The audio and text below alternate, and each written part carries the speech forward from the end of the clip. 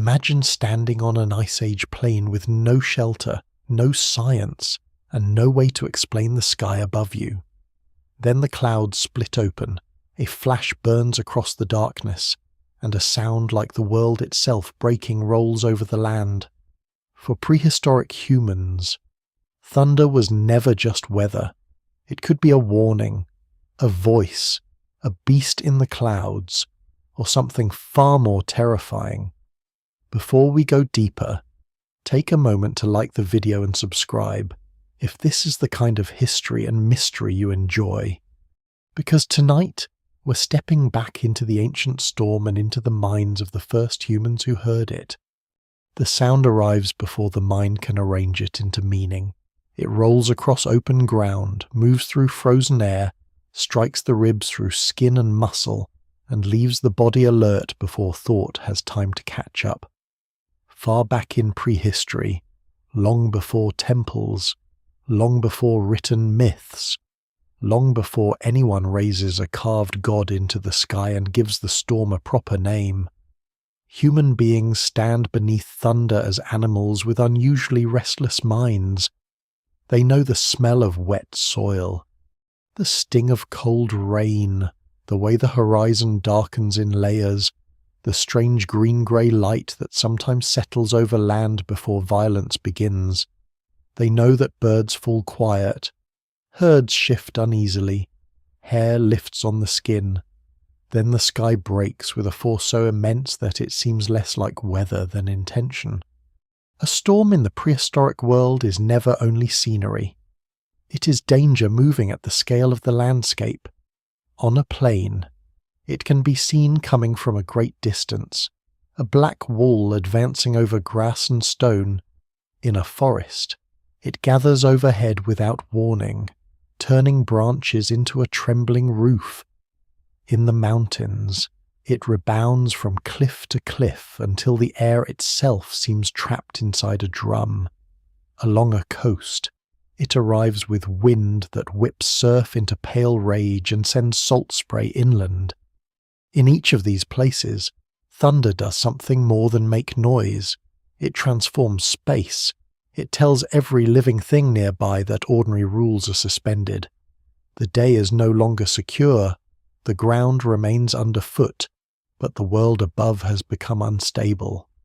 For prehistoric people, that instability matters in a way modern life can barely recover. There are no sealed houses with grounded wiring, no forecasts, no maps of pressure systems, no calm voice on a radio explaining what is coming and when it will pass. There is only exposure, memory, and instinct.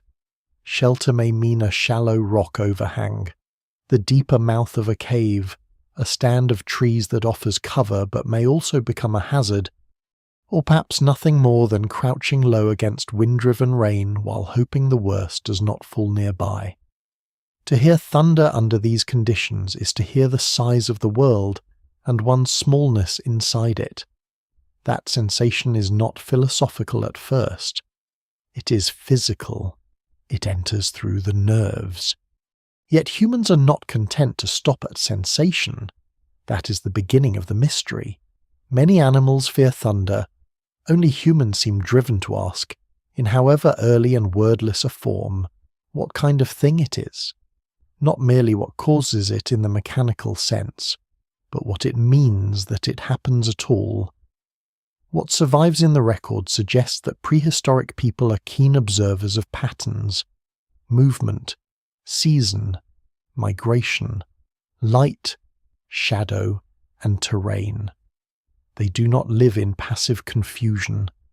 They read tracks from a glance, infoweather from distant signs, remember routes across difficult land, distinguish dangerous plants from useful ones, and understand animal behavior with a depth born of dependence. Their lives require close attention to the real world. That same attention, turned upward during a storm, would have found thunder impossible to ignore.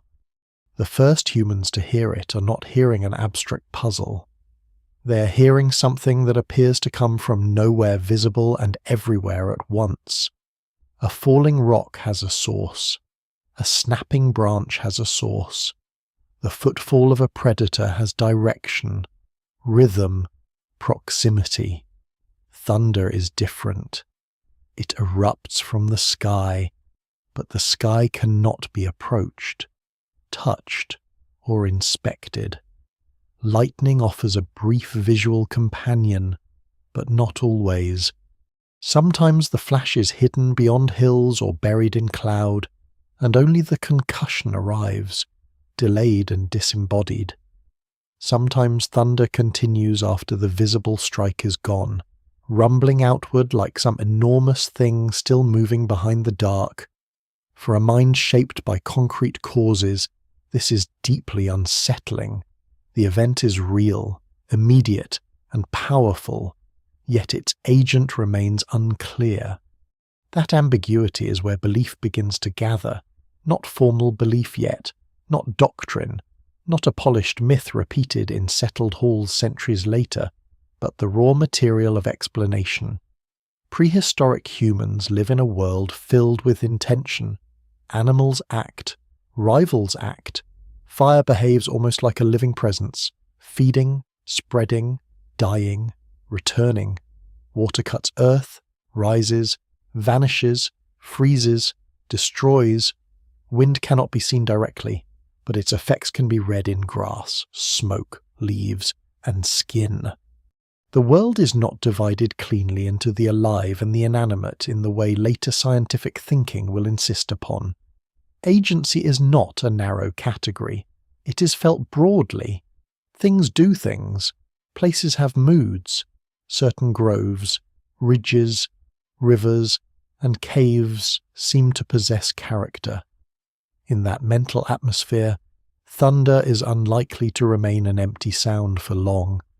Imagine a small group on the move near the end of a warm season, carrying embers, tools, gathered food, sleeping skins, and the memory of where water lies ahead. The clouds build faster than expected. Light drains from the land.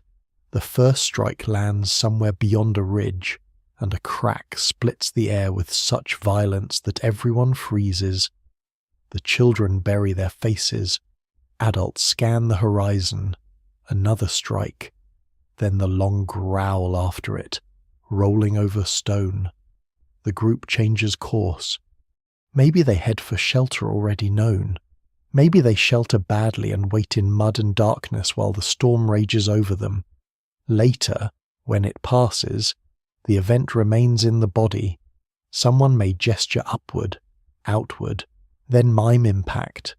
Someone may associate the storm with the dead tree now split on the slope, or the animal found burned in a nearby hollow, or the hunt that failed before the rain came.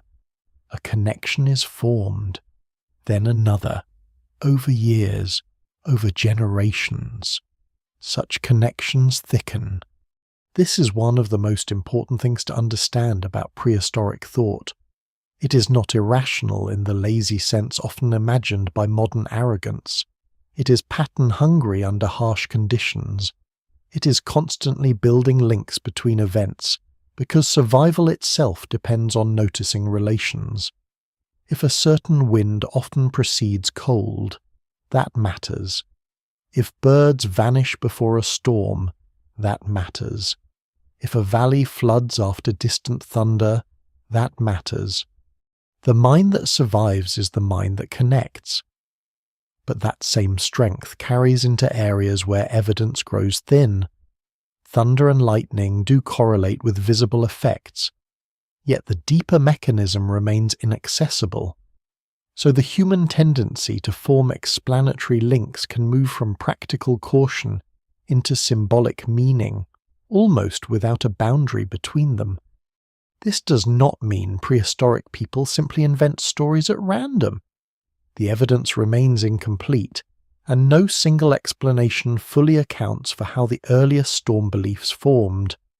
Different groups in different times almost certainly think in different ways. A band living in equatorial forest, where storms arrive frequently and violently, may develop one emotional relationship to thunder. A group on cold steppe under wide Ice Age skies may develop another. Some may grow accustomed to it as a recurring danger. Others may experience it as a rarer rupture.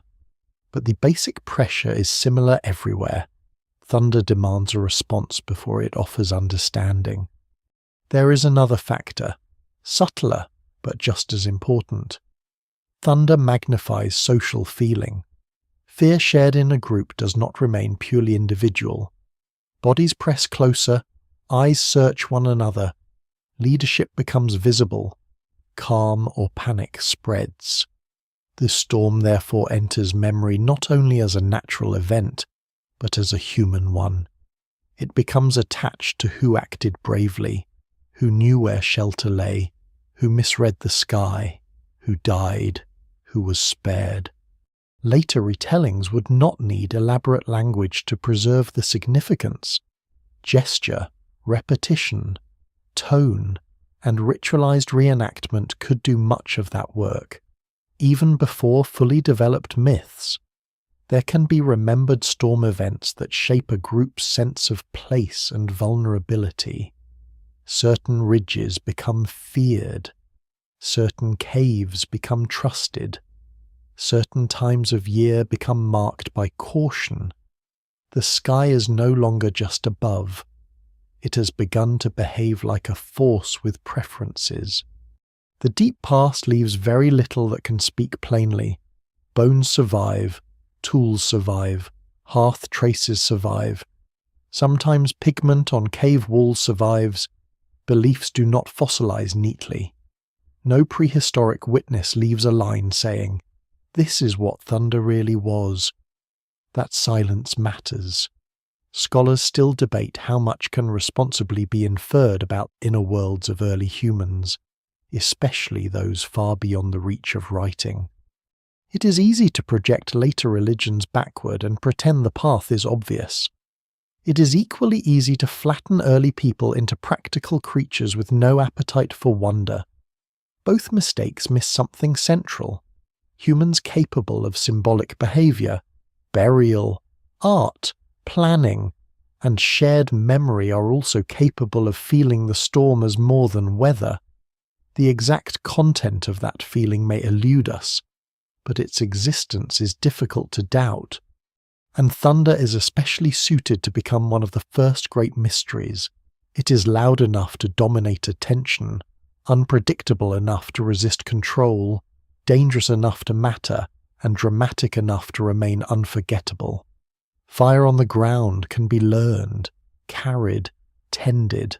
Predators can be tracked, avoided, or hunted. Rivers can be crossed or followed. Thunder belongs to a different order.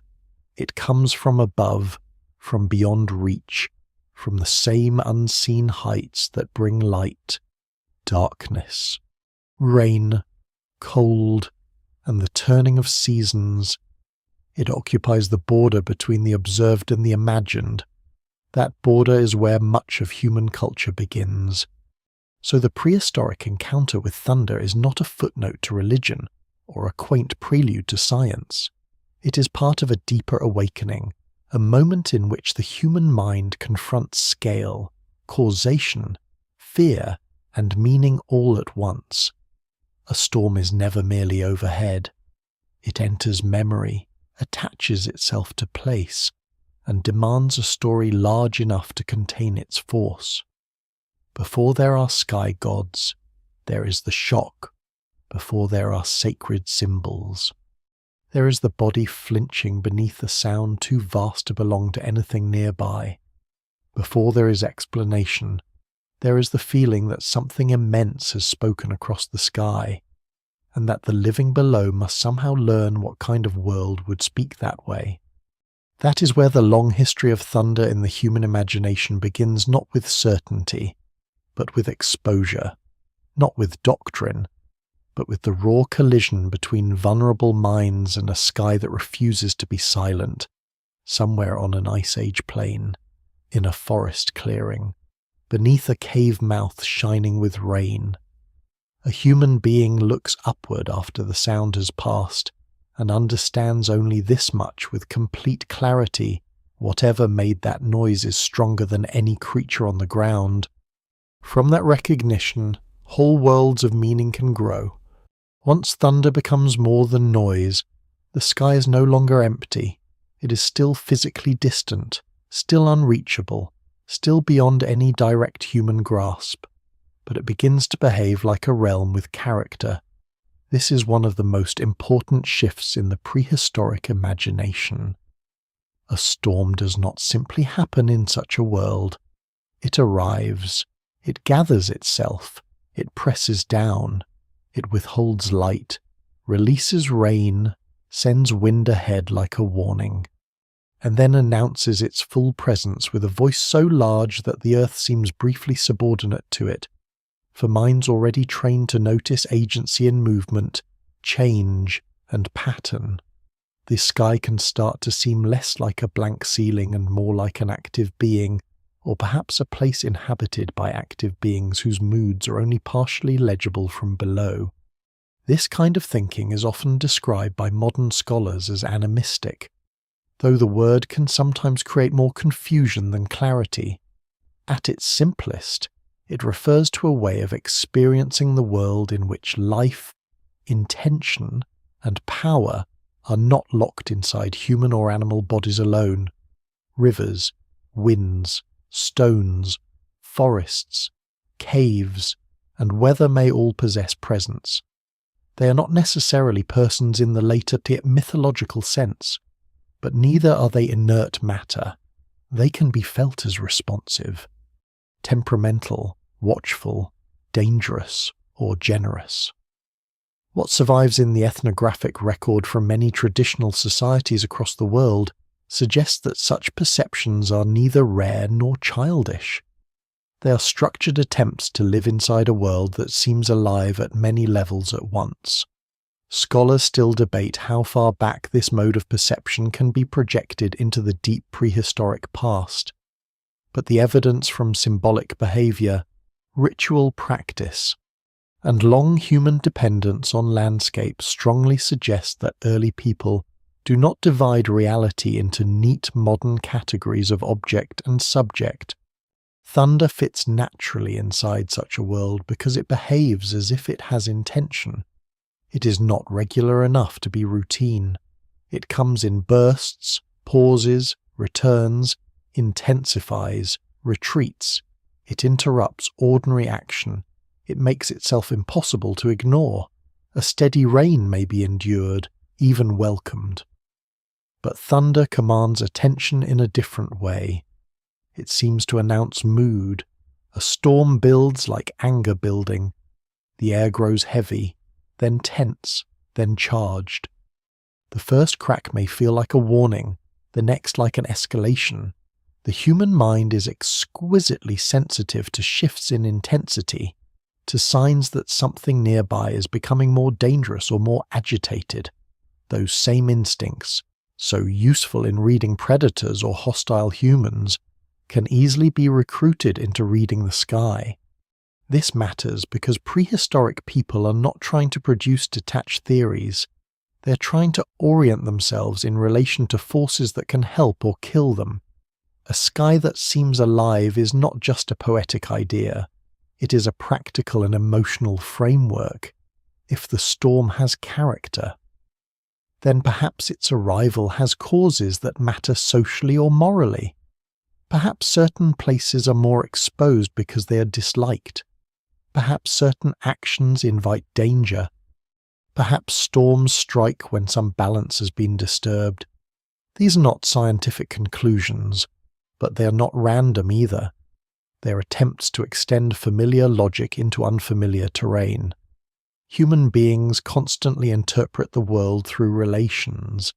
If other humans become angry for reasons, if animals react to intrusion, if fire can be fed or starved, then a storm may also belong to a relational order rather than an impersonal one. There is a temptation in modern retellings to imagine early humans staring upward and instantly inventing full sky gods with names, families, weapons, and elaborate myths. The reality is almost certainly slower and stranger than that. The deep past is full of gradients rather than sudden inventions. A storm need not yet have a face to have agency. The sky need not be personified in detail to be treated as responsive. Certain clouds may be feared more than others. Certain colours in the sky may feel ominous. A low roltoki. Rolling thunder may differ in meaning from a violent overhead crack. The angle of wind, the direction of approach, the smell before rain, the sequence of flashes and sound. All of these could contribute to a felt sense that storms are not all the same. Some come as warning, some come as punishment, some pass quickly, some linger as if refusing to leave. Long before narrative systems become formal, distinctions like these can accumulate, and the landscape reinforces them. A sky over open grassland feels different from a sky seen through the canopy of dense forest, on the plain. The storm can be watched from afar as something almost creature-like in its movement, advancing across distance with visible shape and edge. In the forest, the sky is fragmented, glimpsed through leaves, its intentions inferred from darkness, wind, and sound. In mountain country, clouds form around ridges and peaks in ways that make high places seem intimately bound to the storm. A summit wrapped in black cloud while thunder reverberates around it can feel less like weather passing by than like something assembling at a chosen point. The evidence remains incomplete, but it is reasonable to think that repeated experience of such scenes would make certain sites feel charged with more than ordinary danger. High ground, cave mouths, isolated trees, exposed rock faces, or narrow valleys could all begin to occupy an ambiguous place between shelter and threat, protection and presence. This is where the prehistoric sense of place becomes inseparable from belief. For people who move across territory by memory rather than map, landscape is never just background. It is a living archive of roots, kills, losses, water sources, shelter points, and seasonal opportunity. Add storms to that archive, and specific locations acquire emotional weather of their own, not just where thunder happened, but where it seemed especially loud, especially sudden, especially destructive. Certain places may gather stories because they consistently amplify the storm. Others may be sought out because they offer survival. Over generations, this can create a geography of invisible significance. The cave is not merely dry, it is where the sky's anger could not reach. The ridge is not merely high, it is where the voice above sounded strongest. The lone tree is not merely a landmark, it is where fire once fell from the heavens. In such ways, this key becomes woven into the social memory of the ground. There is also the question of children, which matters more than it may seem. Every human community includes the inexperienced, the newly frightened, the ones encountering thunder before they've learned what adults around them believe about it. Their fear would sharpen the collective need for explanation. A child startled by thunder does not need a meteorological lesson. The child needs a frame. Something happened. It came from above. It was powerful. Are we safe? Did we cause it? Will it come again? In small prehistoric groups, the answers may be gestural, ritual, practical, or narrative in very simple forms, but they would still function as explanation. Adults calm fear not only by protecting the body, but by situating the event within a meaningful world. That process likely helped harden early assumptions into shared beliefs. The storm becomes part of how one generation teaches the next what kind of place the world is. From there, a living sky can begin to feel watchful. Not watchful in the fully moralized sense of later organized religion, where divine beings observe specific sins and issue judgment according to codified rules, but watchful in a more immediate and unstable way. The storm notices presence. It responds to disturbance. It arrives when the world is out of balance. Such ideas are difficult to prove directly in prehistoric contexts, yet they echo across many later societies whose oral traditions preserve older layers of human perception. In those traditions, weather often belongs to a world of relationships rather than blind mechanics. Storms are tied to trespass, taboo, ritual neglect, or the activities of powerful non-human presences. This does not prove that Paleolithic or earlier humans believed exactly the same things. No single explanation fully accounts for continuity across such vast spans of time. But it does suggest that once the sky is experienced as alive, thunder rarely remains value neutral. At the same time, the living sky is not only terrifying, that is easy to forget. Storms also bring relief, especially in hot, dry, or exhausted landscapes. Rain renews vegetation, fills hollows, cools the air, and draws animals toward fresh grazing. A thunderstorm may terrify one evening and make hunting possible days later. This duality matters. The sky does not simply destroy, it gives and threatens in the same movement. A being or force with such power would not be imagined as purely malicious. It would be volatile, immense, difficult to predict, beyond human fairness. That complexity is one reason thunder belief has such staying power in human cultures. It mirrors reality closely enough to feel true. The storm is beautiful and dangerous, life-giving and lethal. Any worldview that hopes to include it must be able to hold contradictions. That tension likely shaped behavior. People may become cautious not only physically but socially when storms threaten. Noise changes, movement changes, group attention shifts upward and outward. Perhaps certain acts are avoided. Perhaps certain gestures are performed. Perhaps embers are protected with unusual care. Tools covered, children kept close, old roots abandoned temporarily. The line between practical habit and sacred action may be impossible to draw neatly. This is another modern mistake, assuming that ritual and survival are separate compartments in ancient life, in prehistoric settings. They likely overlap constantly. A repeated action done during storms may begin because it works, or seems to work, or calms fear, or honors a place, or all of those at once. Meaning grows through repetition. The sky, then, becomes not only alive but socially relevant. It can alter decisions, shape memory, concentrate fear, and organize behavior. To live under it is to live under something that seems capable of change without warning, and strong enough to redraw the terms of existence in a single afternoon.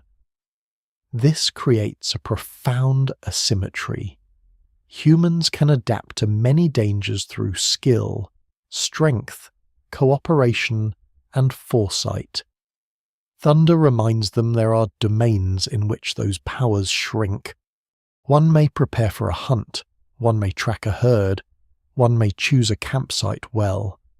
But when the sky hardens and the first shock breaks overhead, the limits of human control become unmistakable.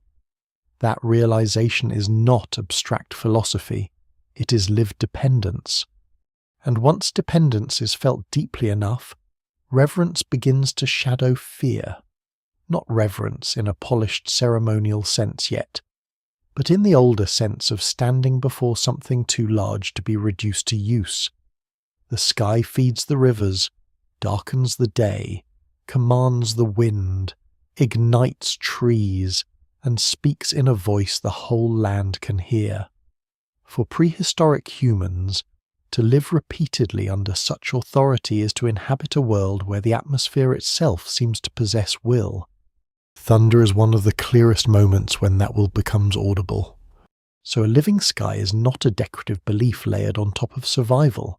It is a way survival is interpreted and emotionally managed. The storm does not merely threaten the body, it presses the mind into explanation.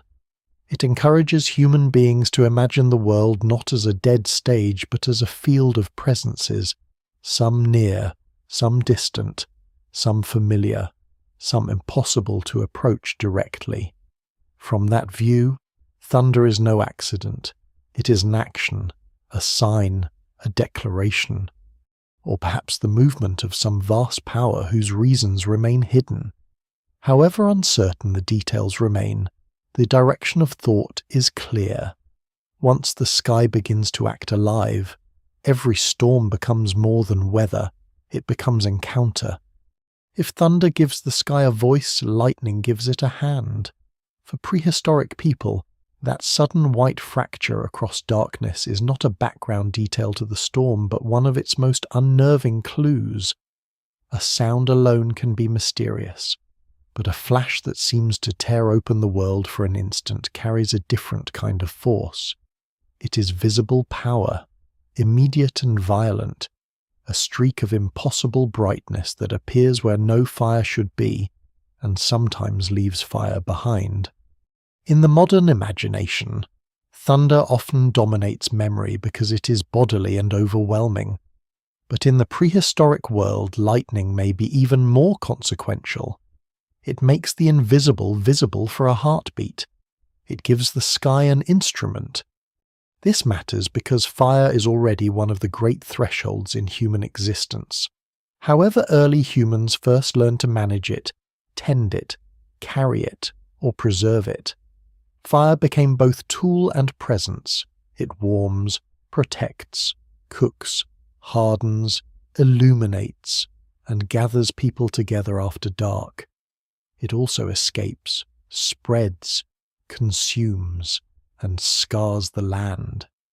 Few natural forces sit so clearly at the border between usefulness and terror.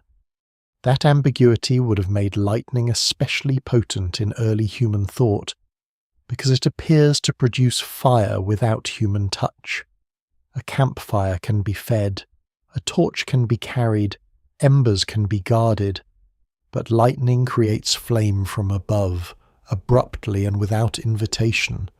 It is as if the sky possesses a version of human power on a vastly greater scale. Across many later cultures, thunder and lightning are paired but not identical. The flash is often imagined as a weapon, a strike, a thrown object, a blade, a spear, a burning branch, or the visible trace of some being's movement. The sound that follows becomes the voice, the aftermath, or the echo of impact. It would be easy to project these later symbolic systems too confidently into prehistory, and scholars still debate how cautious one must be when working backward from myth.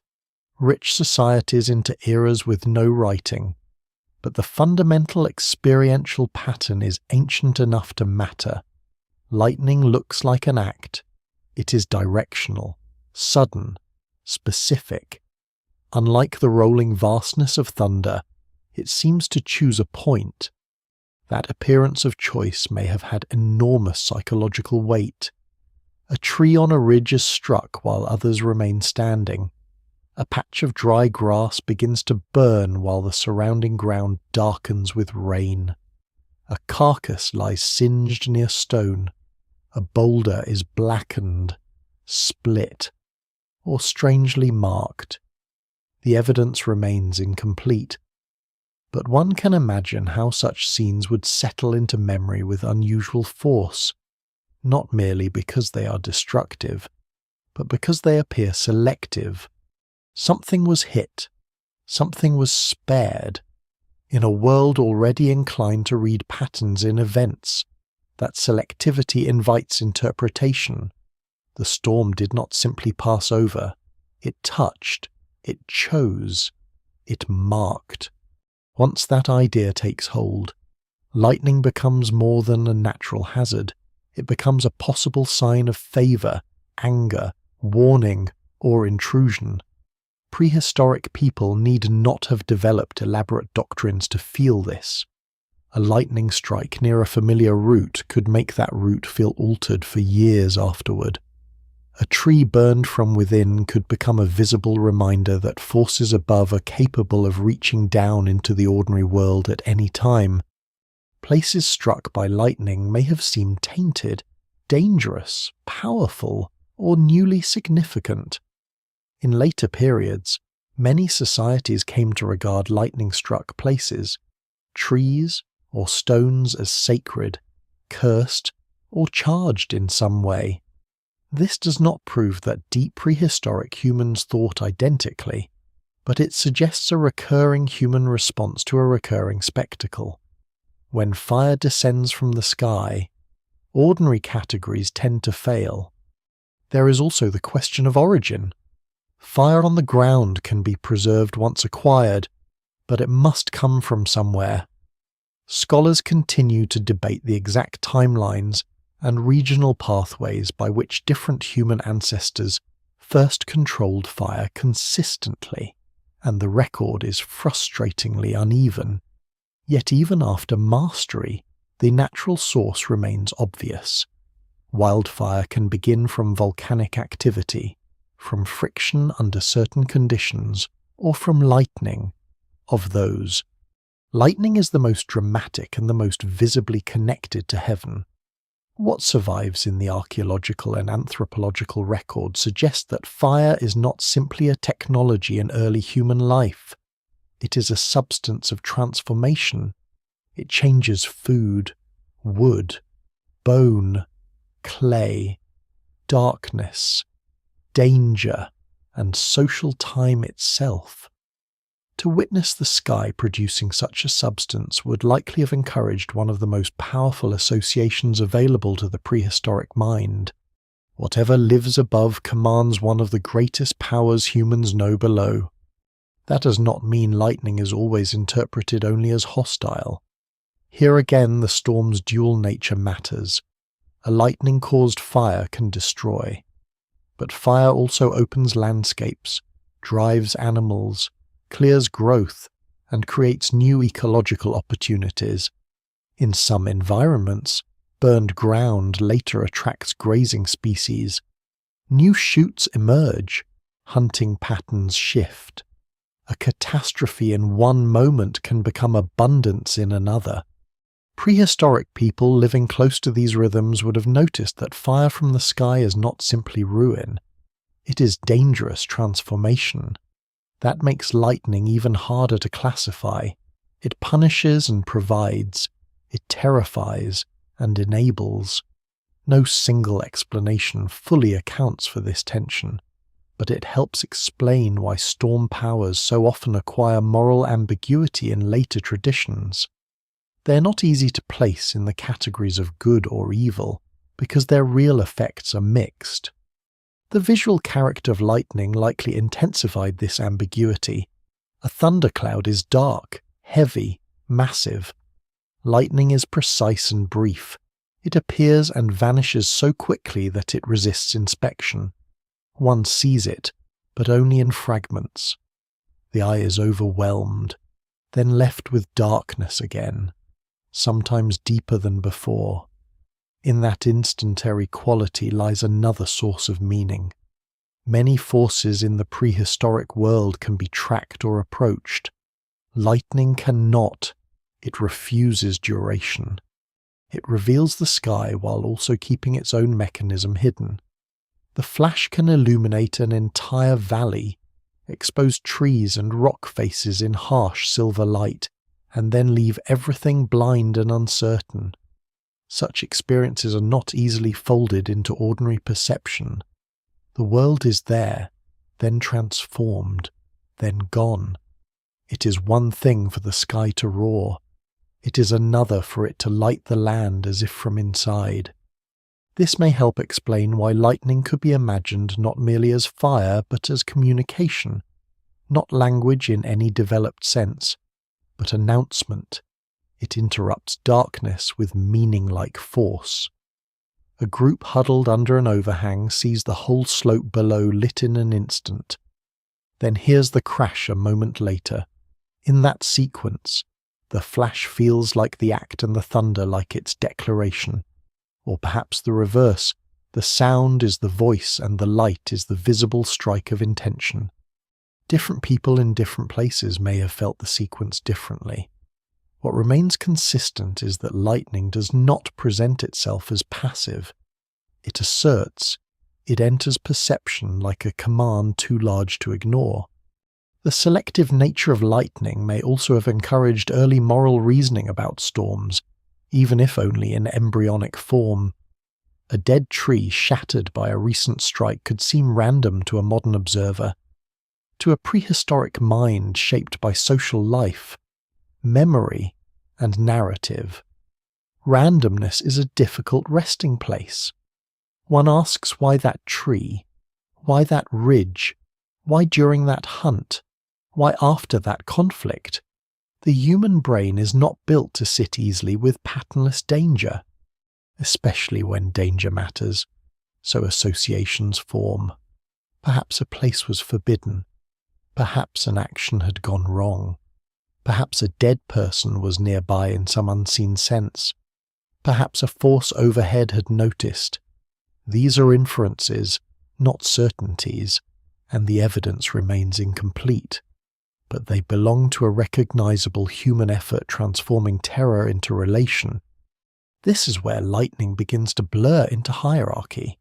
Human groups know what it is to live under stronger beings. Elders command memory. Skilled hunters command respect. Dominant animals command caution. Fire commands care. Lightning seems to belong to that upper register of authority. But on a cosmic scale, it reaches without being reached. It acts without being resisted. It leaves marks humans cannot reproduce except in tiny controlled forms. A hearth can blacken wood. Lightning can split a great trunk from crown to root. A torch can burn brush. Lightning can set a whole slope glowing. This asymmetry is vital. It teaches not only fear but proportion. Whatever exists above possesses a level of force unlike anything on the ground. At the same time, the storm offers a dangerous kind of intimacy. It is distant, but its power can land directly among the living. The sky is not merely above. Through lightning, it intervenes. This may have encouraged the sense that the boundary between realms is permeable under special conditions. Most days the heavens remain remote, governing light and darkness with silent regularity, but during storms the barrier weakens. Fire descends. Noise shakes the land. Rain transforms the surface of the earth. Streams swell. Mud shifts. Trees fall. In such moments, the sky feels close enough to touch without ever becoming graspable. That paradox lies at the heart of much early sacred imagination. The powerful realm reveals itself most clearly when it is most dangerous. It is also worth considering that prehistoric people would have encountered the aftermath of lightning far more often than the strike itself. A burned stump days later, a strip of bark blasted off a trunk, a fire line on dry ground, the smell of char after rain. Such remains extend the meaning of the event beyond its brief appearance. Lightning does not vanish entirely when the flash ends. It leaves evidence. That evidence can be revisited, shown to others, remembered, perhaps avoided. It allows the storm to persist as more than a fleeting terror. The mark tree becomes proof that the sky acts. In human life, repeated proof changes imagination into world view. From there, the possibility emerges that lightning is not just skyfire but the visible sign of power being used. A blow, a cast weapon, a punishment, a cleansing, a warning, a gift. Different interpretations would have coexisted or shifted with circumstance. A strike that kills might be feared as rage. A A strike that ignites a useful fire at the edge of inhabited territory might be read very differently. The same force can wound and benefit. What survives in the record suggests that human beings are especially likely to spiritualize exactly those powers that combine necessity, unpredictability, and consequence. Lightning fulfills all three. So when prehistoric humans look at lightning, they're not simply marveling at a spectacle. They are confronting one of the clearest signs that the world above possesses agency, energy, and perhaps purpose. Thunder gives the storm its overwhelming scale, but lightning gives it edge and intention. It takes the broad dread of the storm and concentrates it into visible action. Fire appears where none should be. A target is marked. The sky seems to touch the earth. However incomplete the record remains, it is not difficult to see why that experience would settle deeply into human memory. Long before later civilizations gave the heavens divine names, the flash itself was already making an argument: whatever rules above does not remain distant. At times, it reaches down with burning force, and the ground remembers where it touched. Thunder does not sound the same everywhere, and prehistoric people would have known that with an intimacy modern listeners rarely need to notice. The storm's voice changes with the shape of the land. On open steppe it rolls outward in long, exposed waves, fading into distance like something moving across the horizon beyond sight. In deep forest it becomes broken and muffled, interrupted by trunks, swallowed by leaves, then suddenly magnified overhead as if the canopy itself is holding the sound in place. In mountain country it does something stranger. It multiplies. A single crack becomes many. One burst rebounds from stone walls, returns from different angles, lingers after its source has vanished, and turns the landscape into an instrument that seems to answer the sky. For people without any formal theory of echo, resonance, or atmospheric acoustics, these differences are not minor details.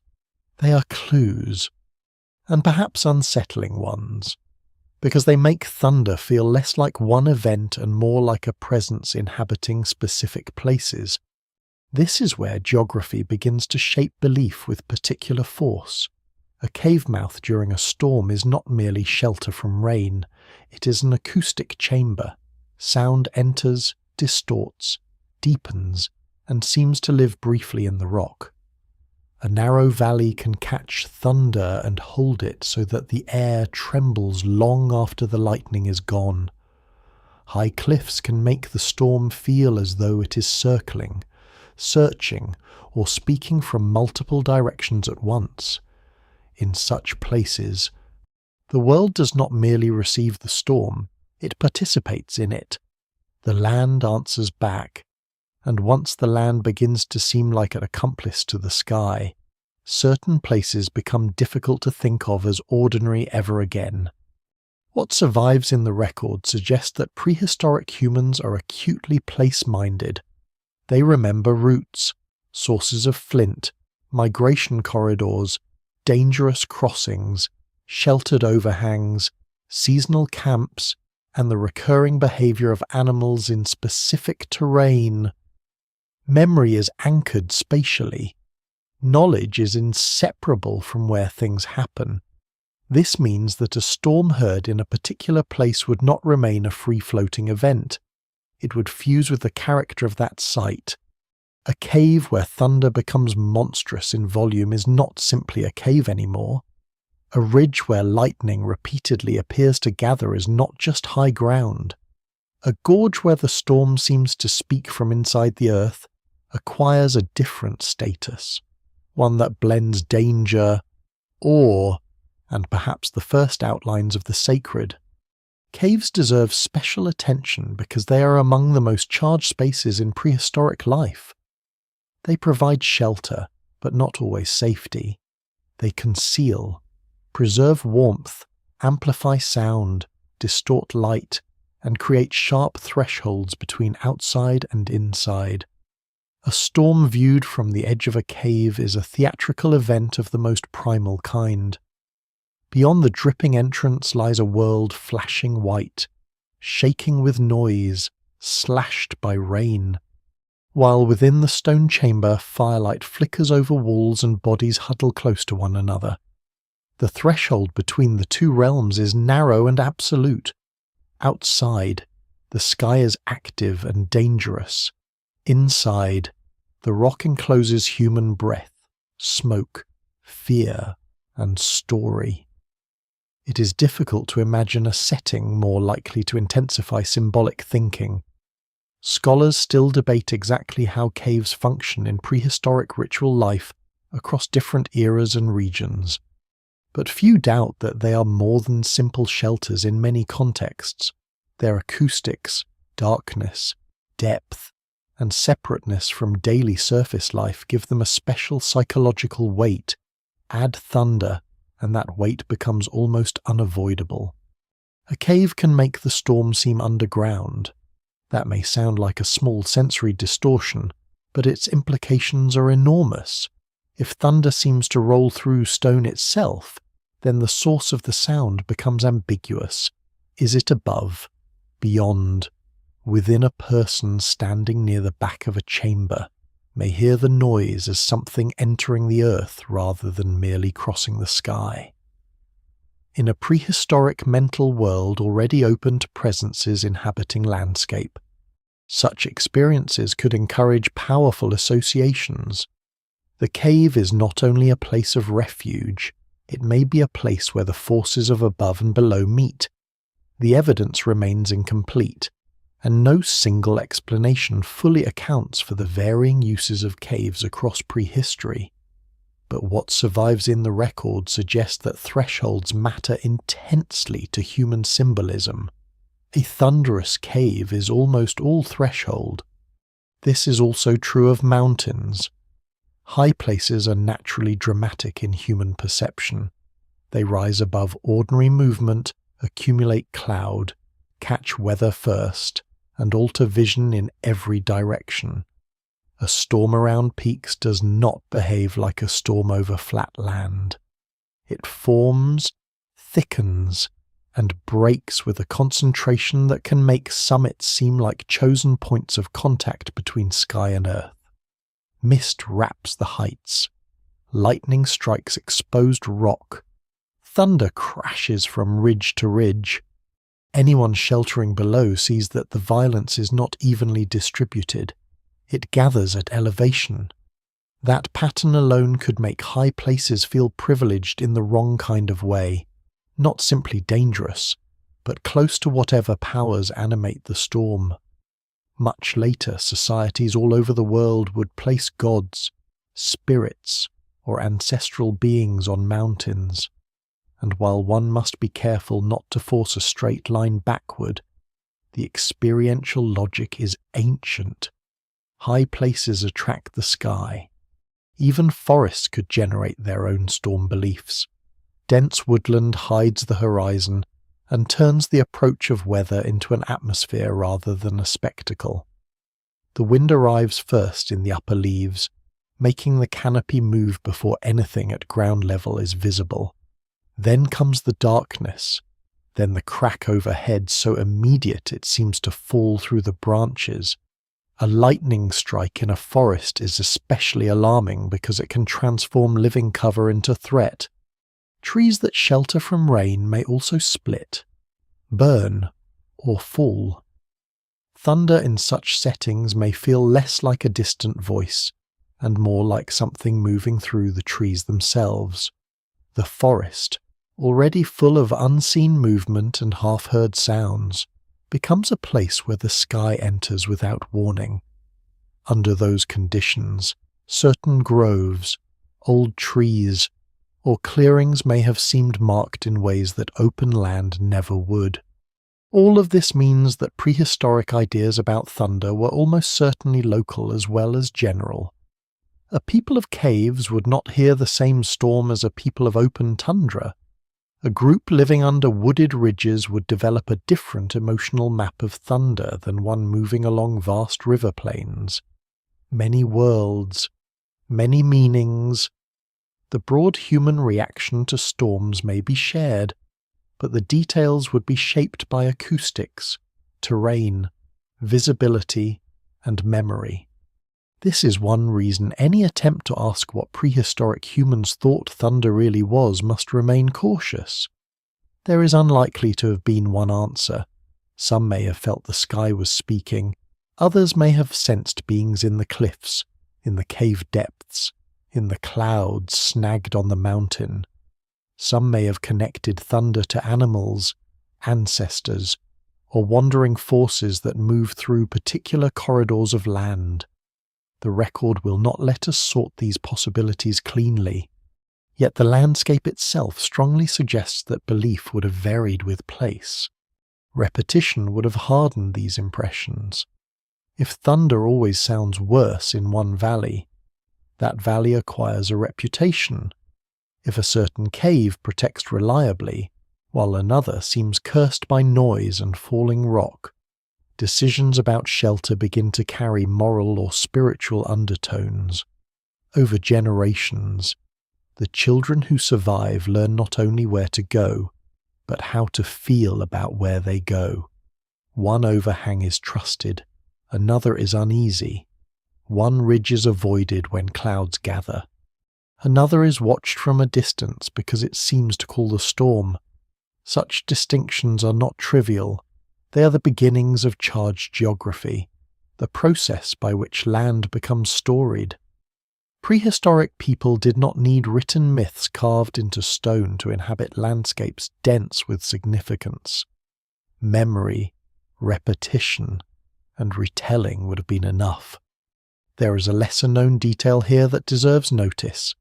Sound in extreme weather can confuse the perception of distance and direction so thoroughly that even modern people sometimes misjudge where thunder begins and ends. In a prehistoric setting, with fewer artificial noises and a far more intimate awareness of natural sound, that confusion may have been even more vivid, not less. A listener could believe the storm was approaching when it was circling away, or hear multiple returns and infer multiple sources, in mountains especially. Thunder can produce the uncanny sense that the world is full of hidden movement. For a species deeply tuned to auditory cues for survival, this would have been profoundly disorienting. It may also help explain why thunder is so often associated in later traditions with beings one hears before one sees, or never sees clearly at all. The sound itself invites hidden agency. Such experiences could also feed the sense that caves, cliffs, and other dramatic landforms were not passive objects but dwellings or mouths. A cave booming with thunder can easily seem to speak. A cliff returning the storm's roar may seem to answer it. A chasm that throws back sound from its depths can feel inhabited. Modern language still carries traces of this tendency. We say that mountains call, forests swallow, caves open, valleys hold silence. These are metaphors now, but their roots may lie in far older habits of perception, when the difference between description and belief was less rigid. What survives in the record suggests that humans have long experienced landscape as expressive. Thunder intensifies that expression until it almost demands interpretation. The social implications are large. A group that repeatedly shelters in the same cave during storms may begin associating that place with survival, stories, warnings, and perhaps ritual acts performed before entering or after emerging. A mountain pass notorious for violent storms may become more than a tactical obstacle. It may feel like a boundary watched by powers not entirely human.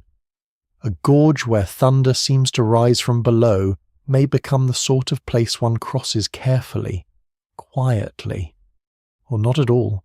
In this way, acoustics can shape behavior, and behavior can shape belief, until the two become impossible to separate. The sacred often begins not in abstract doctrine, but in repeated encounters that alter human conduct. So when prehistoric people listen to thunder in caves, mountains, forests, and ravines, they are not just hearing weather through different filters. They are encountering a world in which place itself seems to alter the voice of power. That matters enormously. It means the storm is not only above but around, not only distant but embedded in stone and shadow and echo. The earth does not merely receive the heavens, it seems to converse with them. From that impression, sacred landscapes can emerge naturally, without planners, priests, or temples. A resonant cave, a storm-marked ridge, a gorge that answers back, these are enough. And once certain places begin to feel like points of contact, thunder becomes something more intimate than an atmospheric event. It becomes local, relational, and spatially remembered. It belongs to specific paths, shelters, peaks, and hollows. It teaches where danger gathers and where mystery thickens. It makes parts of the land feel occupied by forces that are rarely visible, but unmistakably present when the sky turns dark. In that sense, thunder does not only create beliefs about the heavens, it helps create beliefs about the earth, about which places are open, which are guarded, which are safe, and which seem to sit too close to whatever lives inside the storm.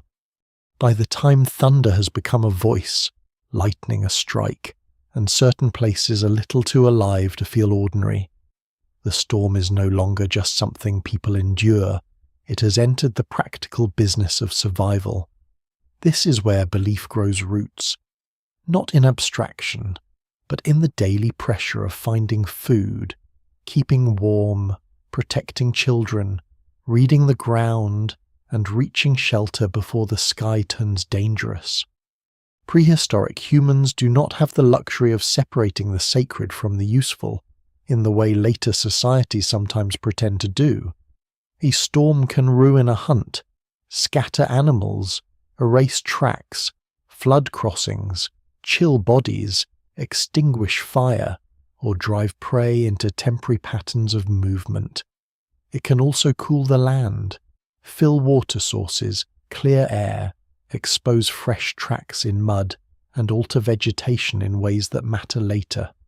Thunder, in that world, is part warning, part interruption, part command. It changes what people do. This is especially true for hunters. On open ground, storms disrupt visibility, scent, sound, and movement all at once. Herd animals may bunch together, bolt unpredictably, or veer toward terrain they would otherwise avoid. Smaller game vanishes into cover. The wind shifts constantly, carrying human smell in unstable directions. Rain erases spoor that might have been followed for hours. A hunter who understands land, animals, and distance with enormous precision can suddenly find that precision stripped away by weather in minutes. Thunder is therefore not merely dramatic background to the hunt. It is a force that can make skill temporarily meaningless. For people whose survival depends on reading subtle signs, that loss of control would have been deeply felt. Yet storms can also create opportunity. What survives in both ecological observation and later hunter traditions suggests that large weather shifts often produce short-lived windows of advantage. Rain softens ground and captures prints. Wind masks human approach. Fire set by lightning can open new movement corridors or draw scavengers and grazers into fresh patterns. Animals stressed by weather may behave predictably after the storm passes, moving toward water, cover, or newly exposed feeding ground. Prehistoric people living close to these rhythms would almost certainly have noticed such patterns. The evidence remains incomplete, but it is difficult to imagine otherwise. Human attention in foraging societies is too sharp, and the cost of missing environmental regularities is too high, thunder, then, would not only frighten, it would become part of the larger system of signs by which people judged when to hunt, when to wait, when to move, and when to stay close to shelter. This practical knowledge matters because it blurs into meaning almost naturally. If a storm repeatedly ruins a hunt after a certain path is taken, that path may begin to feel wrong in more than a tactical sense. If thunder often breaks just before animals turn and run, the sky begins to feel involved in the outcome. If a group survives because one elder insists on leaving exposed ground when clouds still seem distant, that elder's sensitivity to storms may gather unusual authority. Skill and insight become hard to separate from communion with the unseen. A person who reads the sky well may seem merely experienced to us, but in a prehistoric community, that same ability could easily feel like deeper attunement to the will or warning of forces others do not fully grasp. Social status can grow from environmental perception, and from there, ritual authority is not far away. Mobility itself is shaped by thunder. Prehistoric people move through landscapes that are only partly forgiving. A river shallow in dry weather may become dangerous after distant storms upstream. Low ground that seems efficient may become a trap when rain turns it to mud. A ridge that offers visibility may become exposed at the worst possible moment. Caves and overhangs cannot be reached instantly. They must already be known, remembered, and trusted. So when the first rumbles begin, the group's stored map of survival is activated. Who knows the nearest shelter? Which route floods first? Which trees are dangerous? Where can fire be preserved from rain? These are practical questions, but under repeated pressure, they gain emotional charge. The places that save life during storms become more than waypoints. They become favoured ground, perhaps protected ground, perhaps ground associated with presences that shelter rather than strike. This may be one of the hidden engines of early ritual behaviour. A group that repeatedly survives storms in the same place is unlikely to treat that place casually forever.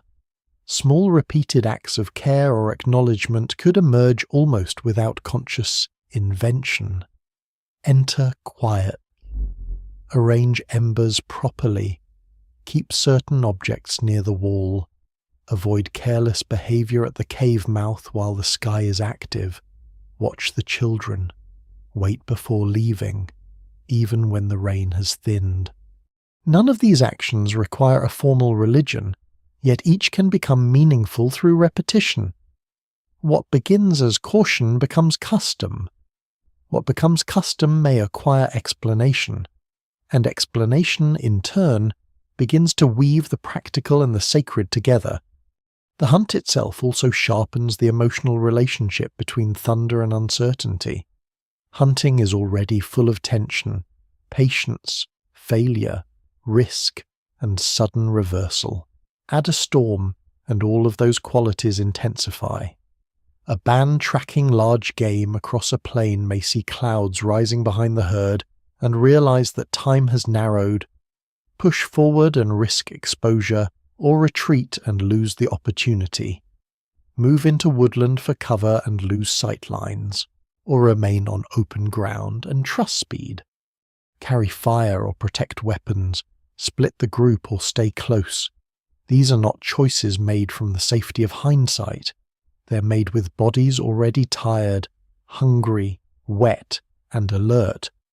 Thunder in such moments becomes more than weather because it enters decision itself.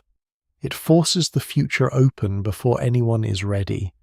No single explanation fully accounts for how prehistoric people interpreted such pressure, but what survives in the record suggests that uncertainty is rarely left unexplained for long.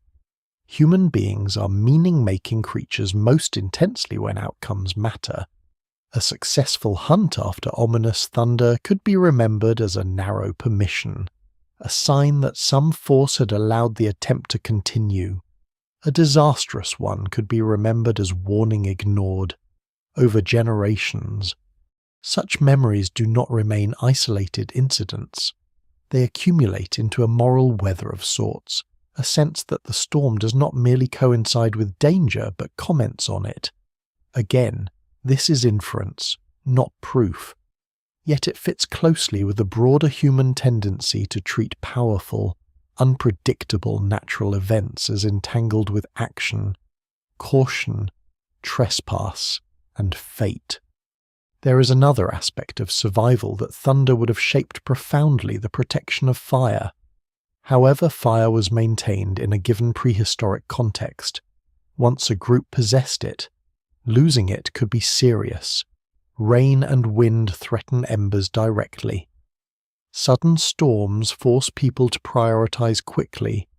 Food, tools, children, hides, and fire cannot always all be managed with equal attention in a crisis. A storm that extinguishes the group's usable flame changes the next hours and perhaps days. Warmth, light, cooking, defense, and comfort all narrow at once.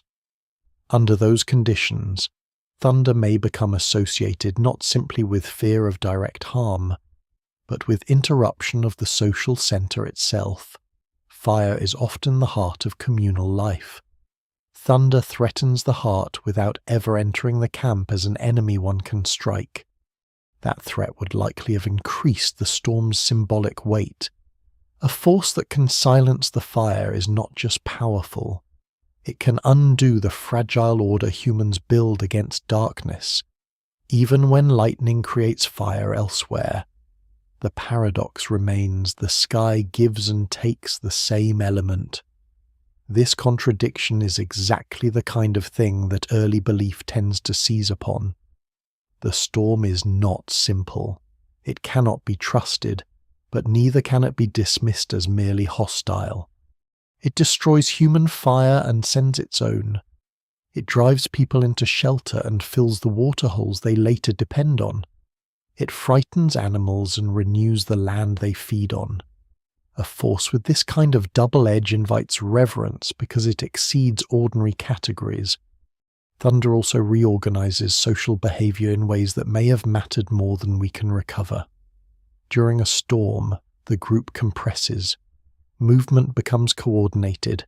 Attention is shared. Children are drawn inward. Experienced adults become focal points. Fear reveals hierarchy, but it also reveals care. The storm is one of the recurring events that reminds human beings they survive less as individuals than as clusters of memory and response. Someone knows where to go. Someone preserves the embers. Someone watches the edge of the shelter. Someone keeps others calm. This social choreography, repeated over generations, could easily become attached to ritual forms. The actions that work in danger are remembered. The remembered actions are repeated even before danger fully arrives. Eventually they may seem required, not merely useful. This possibility becomes stronger when one considers how often early ritual may have grown from emotional management rather than theological system. A repeated gesture during storms could calm panic. A certain arrangement of tools near shelter might reinforce readiness. A quiet period after the first thunder might help everyone listen for changes outside. An offering of food or placement of objects at a cave entrance might begin as a symbolic attempt to negotiate with the unseen. But it might also help organize attention and group cohesion. Modern categories separate superstition, ritual, and practical coordination too neatly. In prehistoric life, they likely merged constantly. A thing could be done because it felt right, because it had always been done, because it honored a place, and because it improved survival all at once. The storm's role in migration may have widened these meanings further. Human groups moving across unfamiliar territory would be especially vulnerable to local weather patterns they did not yet fully understand. Thunder in unknown country is more frightening than thunder in a known landscape because the network of trusted shelter, flood-safe routes, and remembered signs does not yet exist. A violent storm during migration could mark a place permanently in memory, turning it into either a refuge or a place never willingly revisited. Some of the earliest invisible boundaries in human movement may have been weather boundaries, regions associated not with visible markers alone but with recurring atmospheric threat. To cross into new land was also to enter new skies. That idea matters because it gives thunder a role in shaping not only belief, but geography, memory, and perhaps even identity. A people accustomed to one kind of storm may experience another kind as evidence that they have entered a different moral and cosmological zone. Open country thunder rolling for miles is not the same as violent mountain storms exploding overhead. Tropical downpours do not feel like cold storms over steppe. The sky itself changes character across landscapes, and human beings may interpret those changes as encounters with different powers, different moods of the world, or different rules of existence.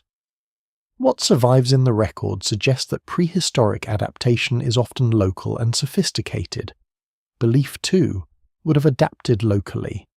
So the storm and the hunt belong together not because thunder is always central, but because survival leaves no sharp boundary between weather and meaning. Thunder interrupts plans, erases skill, offers warning, alters prey, threatens fire, drives people into remembered shelters, and exposes the value of social order. In that pressure, it becomes more than noise from above. It becomes part of the logic by which people understand fortune, danger, and the terms on which life is briefly sustained. A hunt spoiled by thunder is never only a lost opportunity. A hunt saved by good judgment under storm-dark skies is never only luck. Repetition turns these experiences into patterns, and patterns turn into belief. By this point in the long prehistoric encounter with thunder, the sky is already beginning to feel less like an empty height and more like a participant in human affairs. Not constantly, not in every moment, but decisively when conditions sharpen. The group moves, hunts, waits, shelters, and remembers under a heaven that can intrude without warning. And because it intrudes most forcefully when survival is on the line, it earns a place not just in fear, but in the deepest structures of thought. Thunder is now tied to food, movement, fire, and the fragile order that keeps a human community alive from one darkening horizon to the next. Once thunder has entered survival, it does not remain only a force of weather. It begins to move through memory in a more human shape. Storms are not merely endured by the living, they are also interpreted through the dead. This is one of the most haunting possibilities in the prehistoric imagination, and although the evidence remains incomplete, it is a possibility that refuses to disappear. Human beings do not only fear what harms them, they also seek the continued presence of those who are gone. Long before written religion, long before formal priesthoods and genealogies of gods, people bury their dead, revisit their remains, place objects beside them, preserve memory through place and ritual, and treat the boundary between life and death as something too important to ignore. In such a world, thunder may have been heard not only as sky power, but as the return of persons no longer visible. The deep past gives us no direct testimony on this point. No Paleolithic voice survives to say that the storm was believed to be ancestral. Scholars still debate how fully concepts such as spirits, afterlife, or continuing personhood can be inferred from prehistoric burial and symbolic behavior. It is one thing to find intentional burial, ochre, grave goods, or repeated treatment of the dead. It is another to reconstruct the exact beliefs behind those acts. Yet what survives in the record suggests that early humans do not treat death as a simple disposal problem. They mark it, organize it, and often respond to it in ways that imply enduring significance. A person who dies is absent, but not erased. Once that emotional and symbolic fact is admitted, the path toward hearing the dead in powerful natural events becomes easier to understand. Thunder would be especially suited to such association because of the way it behaves. It is unseen, sudden, immense, and yet strangely familiar. In one respect, it resembles the force of a presence making itself known. Human life in small prehistoric groups is shaped by voices, footsteps, impacts, warnings, breath in darkness, movement beyond sight.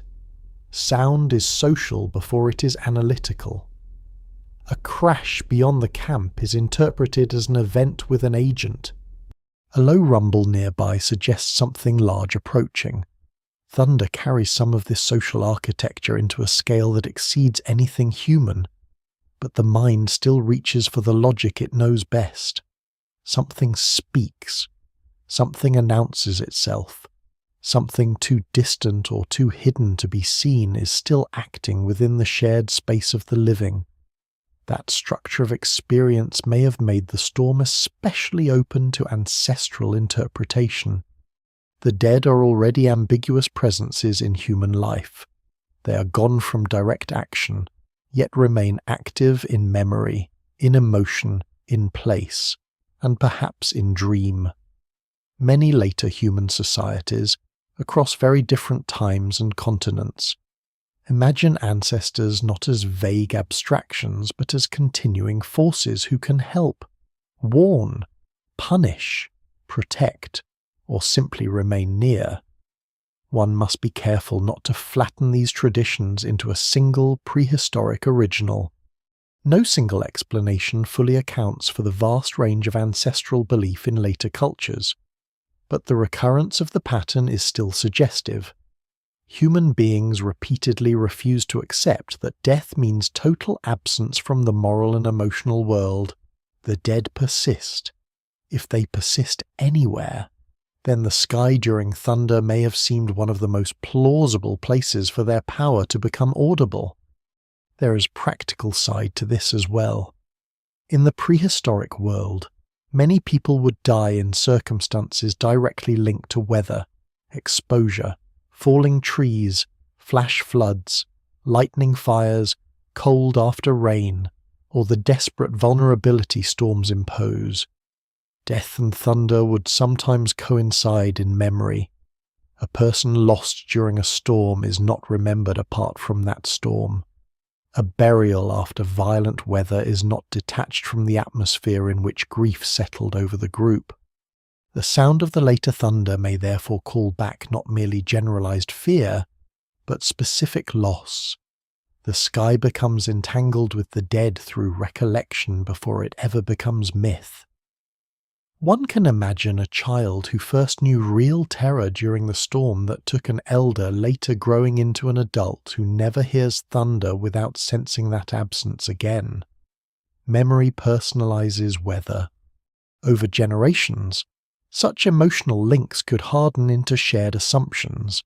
Not every storm would mean ancestor presence, but certain storms might. Thunder arriving after a death, or near a burial place, or on a route associated with remembered loss, could be heard differently. A low sustained rumble might feel less like rage than like nearness. A sudden crack overhead might be taken as warning. The distinctions are impossible to recover with precision, yet they fit a broader human tendency. Once powerful events become tied to persons in memory, they cease to be merely environmental. They become relational. This is how the dead often continue to act in human worlds, not in constant apparition, but through patterned moments that seem too charged to remain impersonal. Burial sites themselves may have intensified these possibilities. What survives in the archaeological record shows that certain prehistoric places were revisited across long spans of time, sometimes for burial, sometimes for other forms of symbolic use. Caves, rock shelters, and marked ground could become zones where ordinary life and death touched closely. Imagine thunder rolling over such a place while the living gather there, whether in grief, ritual, or simple return. The storm's voice across burial ground would not be heard neutrally. It would strike an already charged field of feeling. The earth holds the dead. The sky speaks above them. The living stand between. This is exactly the kind of three-layered world from which cosmological imagination often grows above, below, and the vulnerable middle occupied by human life. There is also the possibility that thunder was connected not to named ancestors in a genealogical sense, but to a broader category of former humans, elder presences, or the first ones. In small communities, memory can stretch surprisingly far through oral transmission. But beyond a few generations, individual detail fades. What remains is lineage without faces, the sense that others lived here before, hunted this valley, used this cave, died under these skies. The storm may have given sound to that depth. A person does not need a doctrine of afterlife to feel that certain noises belong to old powers. What survives in the record suggests that prehistoric people often inhabit land as inherited ground, even if inheritance is remembered through movement and story rather than through written ownership. Thunder over such land could easily be heard as more than weather. It could be the old world still active. Dreams may have played a role as well, though here the evidence grows even thinner. Human beings dream vividly across all known cultures, and dreams of the dead are common enough to be nearly universal. In societies without strict modern distinctions between waking and symbolic reality, dreams can carry authority. If a person dreams of the dead and then hears thunder soon after, the association could become difficult to dismiss. The storm may seem like confirmation, extension, or answer. Scholars still debate how much weight to give dream experience in reconstructing early religion, but it would be strange to exclude it entirely. The prehistoric mind is not divided into sealed compartments. Sleep, memory, grief, fear, and landscape likely overlap far more fluidly than modern habits of thought prefer. It is worth noticing, too, that thunder has a peculiar emotional register compared with other dangerous natural sounds. Wind can terrify, but it often feels diffuse. Running water can overwhelm, but it is continuous. Fire crackles and roars, but its source remains visible. Thunder is episodic and interruptive. It arrives like a declaration. This makes it especially suitable for being heard as communication, not language exactly, but intention with cadence. The dead, if imagined as still powerful but not bodily present, would need just such forms of manifestation: a voice without a body, a force without a visible face. The storm provides precisely that. At the same time, the ancestral interpretation of thunder need not have been comforting. Ancestors are not always gentle in human belief. Across later traditions, the dead can guard, but they can also demand, punish neglect, resent trespass, or simply remain unsettling because they no longer belong fully to the world of the living. Prehistoric thunder, if associated with the dead, may therefore have carried both intimacy and dread. The rumbling sky might be heard as the nearness of one's own people, and as a reminder that those people now inhabit a more powerful and less predictable condition. That ambiguity would fit the broader emotional truth of mourning itself. Love and fear can remain close together when the dead are still felt as present. No single explanation fully accounts for why so many human cultures later imagine the heavens as populated by ancestors, spirits, or elder beings. Some traditions place the dead below the ground, some beyond the horizon, some in the stars, some nearby in the land itself. Prehistoric people almost certainly varied just as widely. Yet thunder has a special capacity to bridge these possibilities because it joins above and below in one event. It rolls overhead, shakes the ground, enters caves, rebounds from mountains, and lingers in the chest. It is both distant and bodily. For that reason, it may have served as one of the easiest natural events through which the continuing agency of the dead could be imagined. This possibility may also help explain why storms become moments of heightened caution around burial places or remembered sites in many later traditions, even if such customs cannot be projected backward with certainty. The basic emotional logic is old. One does not behave casually where the dead are near, and thunder is exactly the sort of event that makes nearness feel suddenly real. The living grow quiet. They watch the sky. They listen harder. Their awareness widens beyond immediate tasks. In such states, memory becomes unusually active. The names, faces, gestures, and losses carried by a community are closer to the surface. Thunder may not only represent the dead, it may summon them within the living mind. And that may be the deepest truth here. Whether or not prehistoric people literally believed thunder was ancestral speech in a fixed doctrinal sense, the storm almost certainly provided one of the great occasions on which the living felt themselves no longer alone. Not alone in the simple social sense, but not alone in time. The past pressed nearer. The dead seemed less absent. The world felt inhabited by more than those immediately visible under the sheltering rock or dark trees. In that feeling lies the seed of an enormous part of human religious history, the conviction that visible life is only part of the company gathered around us. So when thunder crosses the prehistoric sky, it may carry more than fear of damage or awe at power. It may carry remembrance, the dead hunter, the lost child, the elder whose knowledge once guided the group through storms, the unnamed generations whose fires burned in the same cave mouth long before the living arrived. All of them may become easier to sense when the world above begins to speak. The evidence remains incomplete, but the emotional plausibility is strong. A storm does not only darken the present, it deepens time. It makes the living feel how thin the boundary is between what is here now and what still presses upon them from before. In that sense, thunder may have been heard not only as the power of the sky, but as the old human world refusing complete silence. If the dead can be heard in thunder, they are not the only forms the human mind is likely to place inside it. Another possibility rises almost automatically from the way people perceive the natural world. The storm becomes animal, not metaphorically at first, but almost physically.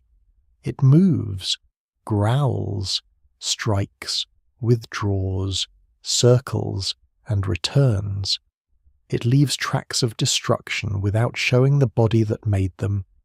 For prehistoric people whose survival depends on reading the habits of animals with extraordinary care, this resemblance would have been difficult to miss. The sky is full of behavior. Thunder does not simply happen, it prowls. Lightning does not merely appear, it lashes, claws, or bites. The storm can therefore become imaginable not only as a distant force or ancestral presence, but as the movement or conflict of enormous creatures beyond ordinary sight. This tendency is not trivial. Human beings are pattern makers, but they are also zoological thinkers. For most of prehistory, animals are not decorative features of the environment. They are competitors, food, danger, guides, seasonal markers, and constant presences in imagination. Their sounds structure the night. Their movement across land teaches routes, timing, caution, and opportunity. Their bodies provide meat, hide, bone, sinew, horn, and symbols. What survives in cave art, carved objects, and later mythic traditions suggest that animals occupy an immense place in early human thought. Some are watched for survival, some admired, some feared, some perhaps treated as relatives, rivals, or beings with access to powers humans do not fully share. In such a world, when thunder demands explanation, the mind naturally reaches toward the richest vocabulary it already knows. It knows beasts. Large animals especially lend themselves to the storm. A bison herd thundering across open ground already teaches the body what collective force sounds like. An aurochs can charge with terrifying momentum. Cave lions move with a deadly calm that breaks into violence without warning. Mammoths reshape the visual field simply by being present. Bears command space even in stillness. Wolves announce themselves in darkness before they are seen. Human beings living among such creatures know that power often arrives first as sound, vibration, or disturbed air. Thunder shares this grammar. It is heard before it is understood. It shakes the chest. It creates the sense of something massive in motion. Under those conditions, imagining a beast in the clouds is not childish fantasy. It is a continuation of sensory logic into a realm where direct observation fails. The evidence remains incomplete, and no single explanation fully accounts for the specific forms these imagined sky creatures might have taken in deep prehistory. We have no Paleolithic bestiary of the storm. Yet later traditions from around the world repeatedly associate thunder with animal forms, birds of impossible size, serpents, dragons, horned beasts, hoofed powers, celestial predators, or creatures whose wings, breath, or movement create the noise above. These traditions are far too diverse to collapse into one origin story, but their recurrence is suggestive. They reveal a durable human habit of animating the storm through zoological imagination. It would be surprising if prehistoric minds, so much closer to animal life than most later agricultural or urban societies, had not done something similar in at least some places. Birds may have been especially important here. They already belong to the border between earth and sky. They vanish into heights humans cannot reach, ride currents no human body can master, and return seemingly from nowhere. Large birds of prey in particular combine visible grandeur with sudden, violent action. Their shadows pass overhead. Their cries descend from above. Their talons strike downward. For people seeking a form for thunder, a bird-like being would make intuitive sense. Lightning could be imagined as a claw, beak, or fiery feather. Thunder as wing beat magnified beyond nature, or as the cry of something too vast to be seen in full. Scholars still debate how much continuity exists between prehistoric bird imagery and later storm bird myths. But the structural appeal is obvious. Birds are already sky creatures. Make them enormous, unseen, and dangerous, and they fit the storm almost too well. Serpents offer a different but equally potent model. Lightning itself often has a branching, darting, body-like appearance. It writhes, forks, twists, and disappears with a speed that feels alive. Snakes and other long-bodied creatures already provoke strong human attention because they combine concealment with sudden action. A lightning flash across black cloud can resemble a giant serpent moving through darkness, and the thunder that follows can feel like the delayed consequence of its passage. Much later, cultures would imagine cosmic serpents, dragons, and storm snakes, but one need not assume full continuity to see the underlying logic. A thing in the sky that moves like a serpent and strikes like fire invites animal interpretation almost on sight. Hoofed animals may have mattered too, especially on open plains where herds dominate perception. There is a reason later languages often describe thunder as rolling, pounding, or rumbling in terms that echo massed movement. A vast herd in motion can make the earth tremble. The sound arrives as a wave. Dust rises. Direction is felt before it is measured.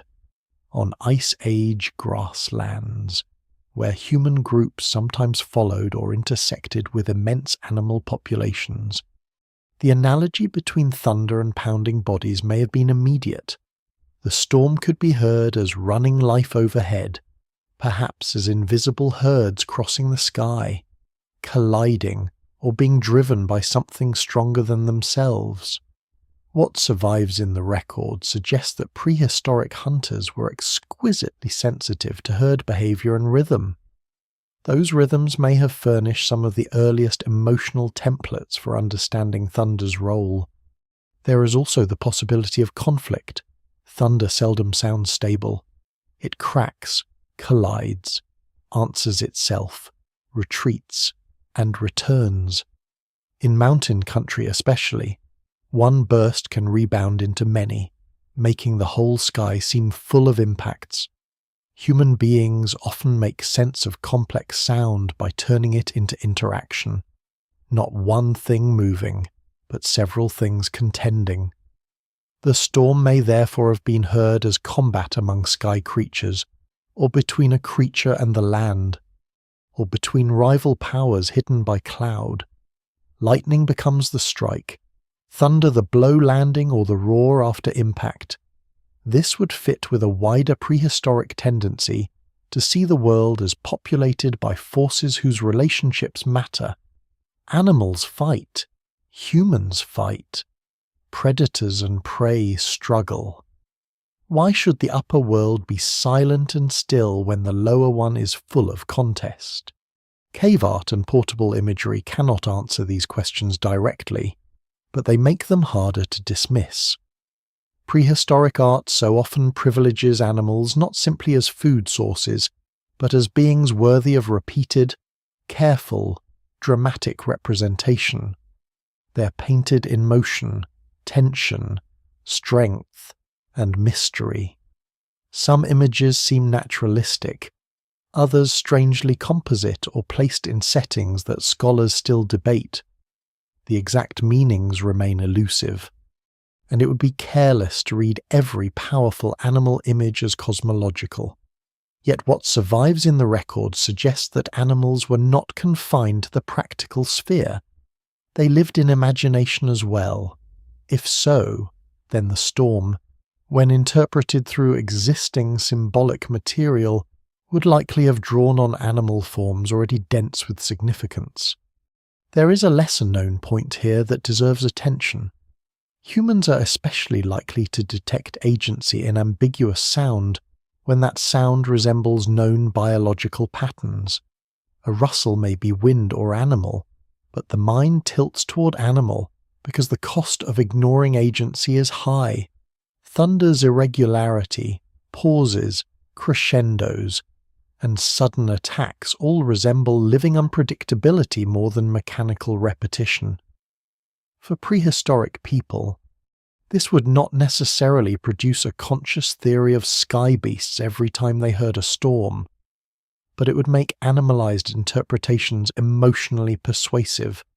The body feels pursuit, charge, roar, wing, hiss. Meaning follows sensation. The animal reading of thunder may also have differed sharply by environment. In forested regions, where visibility is limited and sound dominates, the storm might take on the qualities of hidden predators or canopy-dwelling beings.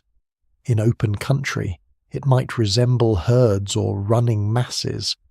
Along coasts, Thunder may have merged with the voice of surf and invited association with sea creatures or powers moving beyond the horizon. In tropical regions, where storms can be frequent, towering, and biologically overwhelming, the sky might seem crowded with vast life, many worlds, many meanings. This is one of the strongest limits on any simple answer to the question of what prehistoric humans thought thunder really was. Whatever the common human tendencies, local ecologies would have shaped the forms of imagination with extraordinary precision. The social usefulness of such beliefs should not be underestimated.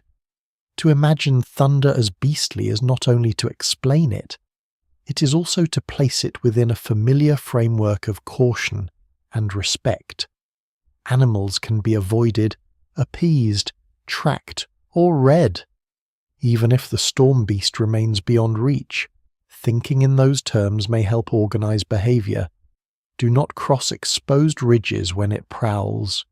Do not linger near lone trees when it hunts. Stay in the cave until it has passed. Watch for signs before it comes. The line between practical weather wisdom and animalized cosmology may have been thin indeed. A dangerous thing with habits is easier to live alongside than a meaningless terror. At the same time, beasts in the clouds could intensify awe as much as fear. Some animals inspire admiration precisely because they exceed human strength or grace. A storm creature might be terrible, but also magnificent. Its scale would dwarf mammoths and predators alike. It would inhabit the highest and least accessible domain. It would command fire, wind, and sound. For people who already watched animals with a mixture of dependence and wonder, such a being would not necessarily be hated. It might be treated as a superior form of life, one too large for ordinary encounter and too powerful for direct challenge. Reverence often grows from exactly such combinations of fear and admiration. This may help explain why later storm beings are so often not just monsters, but lords, guardians, messengers, or emblems of high power. The animal form remains, but it is lifted into the cosmic register. Prehistoric thunder belief may have stood closer to the raw, sensory origins of that process. Before the sky beast becomes a deity's companion or symbol, it may simply be the most convincing living shape the storm can take in the mind. Roaring cloud, serpent flash, pounding herd, striking bird, unseen predator behind darkness, these are not yet polished myths. They are perceptual bridges between the known world of animal life and the unknown violence above. So when thunder rolls across prehistoric skies, it may have been heard at times as the movement of more than human creatures whose bodies were never fully visible, but whose presence could be inferred from sound, impact, and fire. The storm becomes zoological because animals already define power in the human imagination. They furnish the earliest grammar for danger, majesty, speed, violence, and hidden intention. To hear the clouds as alive is one step. To imagine what kind of life might inhabit them is the next. And once that step is taken, the sky fills quickly. It is no longer just weather, nor merely a remote force. It becomes habitat. Something moves there. Something roars, strikes, circles, or battles beyond the veil of cloud. The living below cannot hunt it, flee it, or see it clearly, but they can listen, remember, and perhaps learn the conditions under which it comes near. In that way, thunder becomes part of a broader prehistoric truth when human beings cannot fully know a force. They do not leave it empty. They populate it with forms drawn from the deepest storehouse of meaning they possess, and for most of human history, that storehouse is full of animals. Whatever thunder is imagined to be a voice, a sky being, an ancestral force, The movement of colossal creatures, it becomes harder to hear it innocently once storms begin leaving the ground broken. Fear deepens when damage becomes visible. A loud sky can be endured, a sky that kills, burns, splits, and floods begins to acquire moral weight, even if no formal morality has yet been articulated around it. This is the turning point where thunder may have moved in many prehistoric minds, from strange power into something closer to judgment, intrusion, or cosmic disturbance. The storm no longer only passes overhead, it changes the land, sometimes in a single hour, and forces human beings to interpret not just sound, but aftermath. A tree struck by lightning is one of the clearest examples. To a modern observer, it is a natural event, explainable through conductivity and charge, but to prehistoric eyes it must have looked almost supernatural in the literal sense of the word. A living thing, tall and rooted, is abruptly torn open from above. Bark peels back, wood smokes, the trunk blackens or shatters. Sometimes fire remains after the rain has passed. Sometimes the damage is internal. A tree left standing but wounded and altered, as though some invisible weapon has moved through its body. Such sights do not vanish quickly from memory. A tree is not merely hit, it is marked. And if the sky can mark one living thing with such violence, then the line between ordinary existence and sudden destruction appears dangerously thin. The same is true of fire on the ground after lightning. We have already considered sky fire as a mystery of origin, but fire caused by a storm is different from fire preserved in camp or deliberately managed. It is untamed from the start. Under dry conditions, a strike can begin a burn that moves through brush, grass, or woodland with terrifying speed. Even where rain follows, patches of scorched earth and drifting smoke remain as evidence that the storm touched down and changed the world. Prehistoric people watching such fires would not only fear the flames, they would notice what fire does afterward. It clears, consumes, reveals, opens, and transforms. A familiar stretch of land becomes unfamiliar, shelter vanishes, animal roots shift. New growth eventually appears. Thunder, then, is no longer just sound linked to danger. It becomes the beginning of landscape change. Floods deepen that impression. In many places, the most destructive effect of storms is not lightning itself, but water suddenly reorganized. Rain upstream can swell rivers miles away. Dry channels become traps. Gullies turn violent. Valleys fill with cold. Fast runoff carrying branches, mud, and stone. A crossing safe in the morning becomes lethal by afternoon. For prehistoric groups moving with children, tools, embers, and limited margin for error, this would have been one of the clearest lessons the storm could teach. The world beneath one's feet is less stable than it appears. Thunder overhead becomes linked in memory to movement below. The sky growls, and later the river rises. Such patterns matter immensely, because once thunder predicts earthly catastrophe, it acquires a power beyond its immediate sensory impact. It becomes a herald. What survives in the record suggests that human beings are especially likely to mythologize heralds. Signals matter, sounds before danger matter, changes in light before injury matter. A sky that warns and then delivers destruction is not a neutral phenomenon in the mind for long. It begins to resemble intentional sequence. First the voice, then the blow. First the darkening, then the flood. First the flash, then the fire. A structure like that is almost impossible not to narrate. Even if prehistoric people did not formulate this in the language of punishment or divine will, The event itself invites a storyline. Something announces itself, then alters the world. There is a harsher possibility as well. Storms kill directly. People can be struck, crushed by falling limbs, buried in collapsed earth, swept away in flash floods, separated from shelter, or weakened by cold and exposure after long drenching rain. In small groups, every death matters more visibly than it does in large settled populations.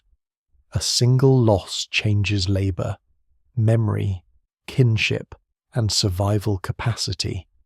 If that loss comes suddenly during a storm, thunder does not remain an atmospheric detail in the story of that death. It becomes part of the cause, part of the feeling, and often part of the explanation. A person who dies under clear sky dies one way. A person who dies under rolling thunder dies under something larger, something already emotionally charged. The difference would have mattered. This is where moral significance may begin to gather around storms, even if no one consciously intends it. Humans do not easily tolerate arbitrary devastation. If a child dies after the group ignored signs of changing weather, that outcome may be remembered as mistake, but also as warning dishonoured. If a person crosses exposed ground after elders advised caution and lightning strikes nearby, practical error and symbolic transgression may blur together. No single explanation fully accounts for how such interpretations form, and scholars still debate how early moralized weather might be in the human story. Yet the basic mechanism is familiar. Whenever dangerous events follow decisions, people ask whether the decision mattered not only physically but cosmologically. The storm seems to answer conduct. That answer need not always be negative. Survival after destruction can create its own kind of meaning. A group that shelters successfully while trees crash outside may emerge with intensified trust in a place, a route, or a pattern of behavior. The storm becomes a teacher, and destructive evidence becomes part of a practical wisdom that is later retold with reverence. This cave held. That ridge did not. This path drains well. That hollow fills and kills. In such cases, thunder may not signify punishment so much as revelation. It shows which parts of the world can be trusted and which cannot. But even that is a moral lesson in the broadest sense. It sorts space into the wise and the foolish, the safe and the arrogant, the patient and the exposed. The land itself records these lessons.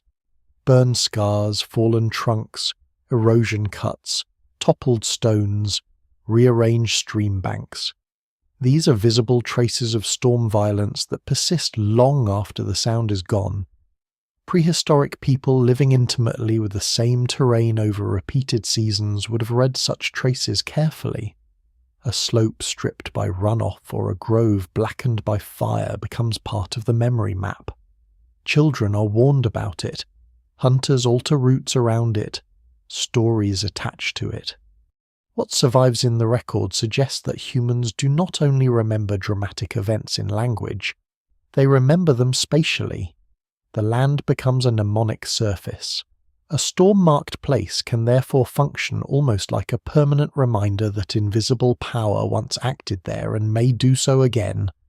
This has important consequences for belief. Once thunder is tied to visible scars, it becomes easier to imagine that storms act with purpose. The earth bears witness. Places are not simply changed, they are changed in ways that feel selective and memorable. A single tree split on an otherwise living slope, a single rock face blackened, a familiar crossing destroyed while others remain.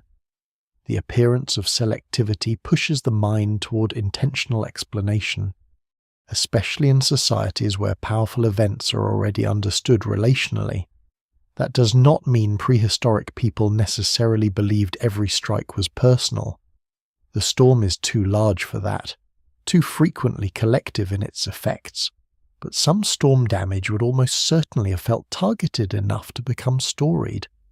There is another, subtler effect of destruction. It reveals scale.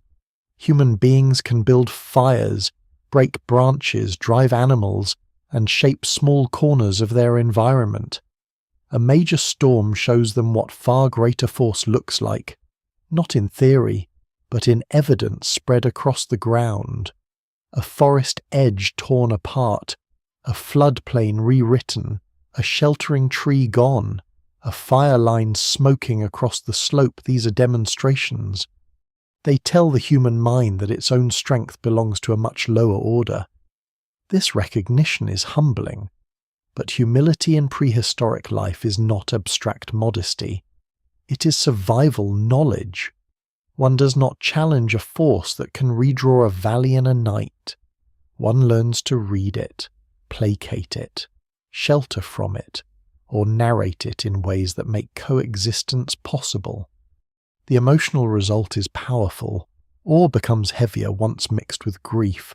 Fear becomes more enduring once anchored to visible ruin. Thunder is no longer just startling, it carries memory of what followed last time. This is how a natural event becomes a cultural force. Not because every storm is catastrophic, but because enough storms leave consequences serious enough to shape expectation. The next rumble is heard through the last flood. The next darkening horizon is seen through the memory of a burned tree or a lost person. Over generations, this layering of memory would have made the storm psychologically dense. It is never just present. It arrives already carrying past damage with it. That density could easily have encouraged notions of taboo. Certain places might be avoided during storms not only because they are objectively risky, but because they are known to have been taken before. Certain actions might be forbidden when thunder begins. Certain objects or remains might be handled carefully in storm season. The evidence remains incomplete, and direct proof of such taboos in deep prehistory is difficult to obtain. Still, what survives from later small-scale societies all over the world suggests that repeated environmental danger often generates rule-like behaviors invested with moral feeling. A place that kills during storms becomes more than unsafe. It becomes wrong at the wrong time, perhaps wrong always. Destruction invites regulation. This is also the point where thunder may begin to separate itself from other natural sounds in the hierarchy of meaning. Wind can break branches, rain can chill and drown, but thunder announces a concentration of force that seems coordinated with all the rest. It is the sounding edge of upheaval. When storms break the earth, thunder becomes the audible signature of that breaking. The noise and the ruin belong together in memory. One foretells the other, one explains the other emotionally, even if not mechanically. So the sky's voice grows darker. It is no longer only mighty or mysterious, it is implicated. And yet destruction is never the whole story. Burned land later greens again. Floods leave fertile deposits. Broken canopies open light for new growth. Scavengers gather after storm death. Grazers move into altered terrain. Human beings, sharp observers of long consequence, would have seen that too. This complicates everything. The storm is not merely chaos. It is violent rearrangement. It kills and renews, wounds and prepares. That complexity may be one reason human explanations of thunder so often become morally ambivalent rather than purely condemnatory. The force above can devastate the present while enabling the future. It behaves like judgment, but not according to human ideas of fairness. So when storms begin breaking the earth, prehistoric thunder enters a new phase of significance. It is no longer only a mystery overhead or an animal in the clouds. It is tied to scars on trees, fire in brush, water out of its channel, death in memory, and the unsettling fact that the world can be remade without permission. The visible aftermath turns sound into evidence, and evidence demands interpretation. From there, thunder becomes one of the great makers of cosmic seriousness in human life.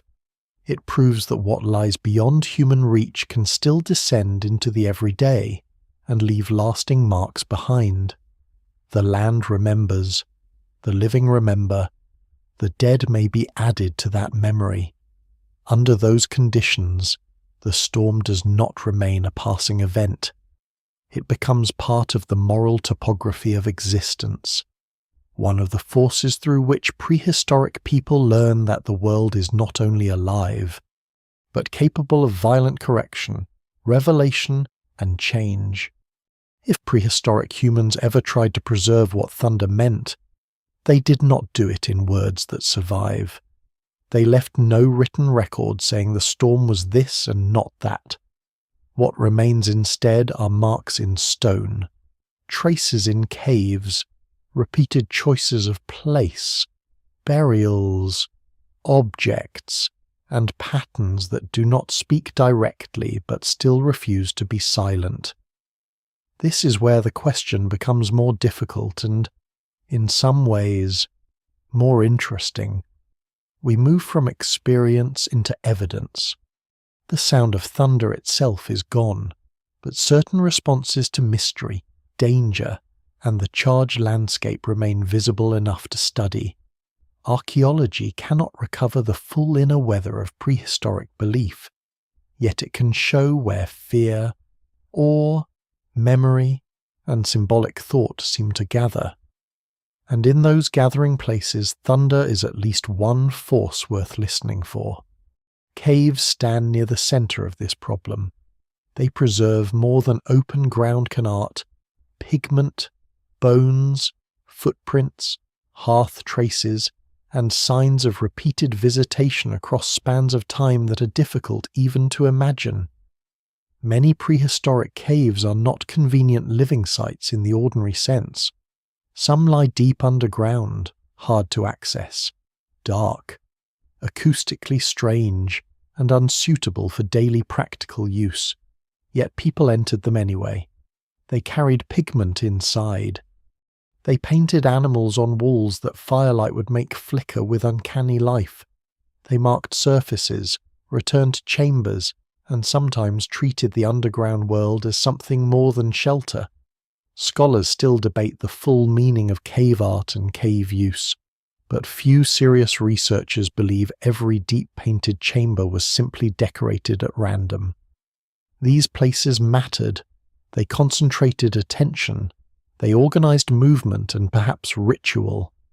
That alone makes them relevant to the question of thunder, because caves are also places where storms sound different, where the world above can seem to enter stone and become voice. This does not mean cave paintings are illustrations of thunder. That would be far too easy. Most prehistoric art does not depict weather in any unmistakable way. Animals dominate.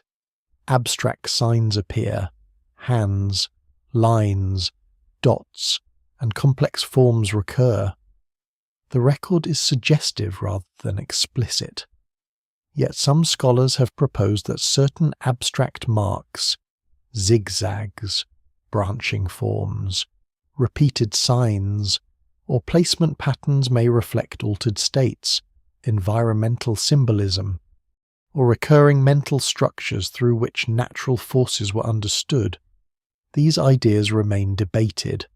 No single explanation fully accounts for all cave signs across all sites. Still, when one steps back, a broader picture emerges. Prehistoric people repeatedly enter acoustically powerful, visually unstable places and mark them with symbols under conditions where sound, darkness, firelight, and bodily sensation would all intensify experience. Thunder need not be painted directly to have been part of the emotional grammar of such places. There is a lesser-known but important detail here. Some cave systems and rock shelters are extraordinarily resonant.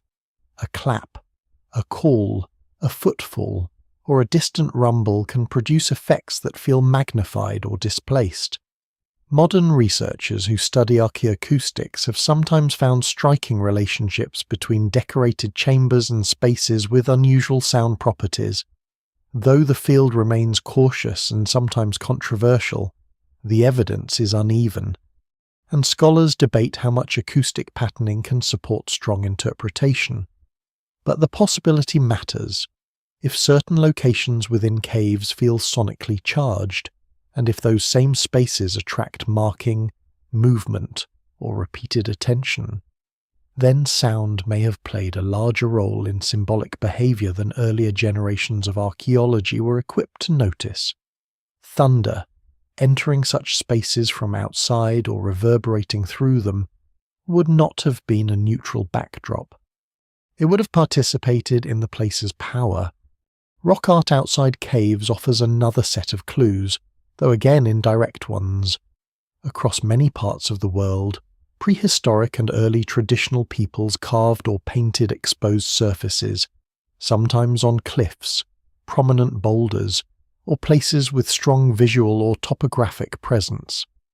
These images vary enormously by region and period, and it is dangerous to merge them all into a single global language. But one pattern returns often enough to deserve attention. Humans mark places that are already dramatic: high faces of stone, narrow canyons, overhangs, water-adjacent rock, threshold zones between one kind of terrain and another.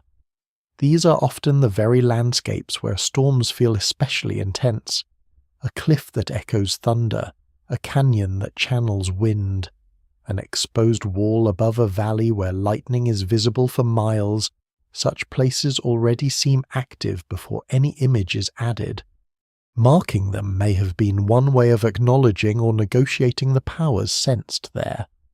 Then there are objects: portable carvings, decorated tools, shaped bones, figurines, and unusual stones do not tell us directly what prehistoric people believed about thunder, but they do demonstrate a mind deeply invested in symbolism, abstraction, and recurrent form. Human groups capable of carrying marked objects through daily life are also capable of attaching meaning to forces that cannot be held at all. This matters because it undermines the old caricature of prehistoric people as merely practical creatures. What survives in the record suggests something far richer.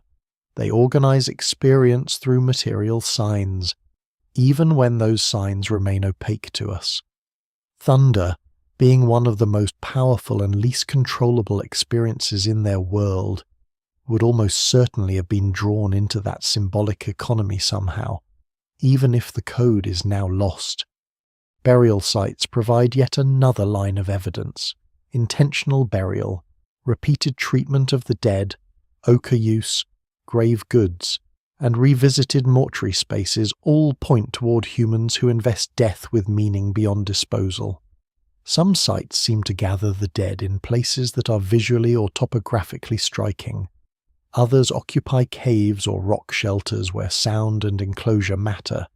This does not prove a link to thunder, but when we place burial, cave use, place memory, and storm acoustics together, a plausible constellation emerges. Prehistoric people may have chosen certain spaces not only because they were available, but because they felt charged places where the boundaries between the living, the dead, and the larger powers of the world seemed thinner.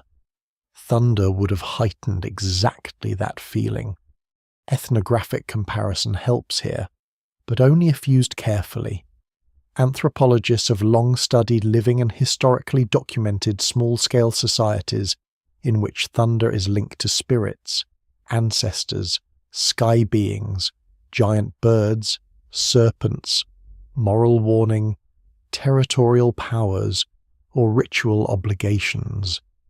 These traditions cannot be projected backward as direct fossils of the Paleolithic. The distances in time are too vast, the societies too diverse, and the risk of romantic simplification too great. Scholars still debate how responsibly ethnographic analogy can be applied to prehistory, yet analogy remains valuable when used modestly. It shows what human minds in non-industrial, landscape-centered lifeways often do with storms. They rarely leave them meaningless. Thunder almost always enters a network of persons, powers, places, and obligations. That recurring fact does not solve the prehistoric puzzle, but it sets boundaries around what is plausible. The archaeological record also preserves evidence of repeated visitation to certain places long after their immediate practical value is exhausted. Some caves are returned to over many generations. Some sites accumulate markings, deposits, or human attention that far exceeds what would be expected from simple shelter use. Such persistence is important. It suggests that place can hold significance independently of daily survival. Once that is established, thunder enters the conversation more naturally, because storms are among the strongest ways a place becomes emotionally unforgettable.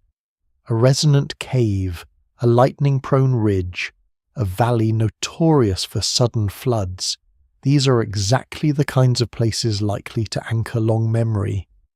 Archaeology may recover the traces of return without recovering the stories that justified the return.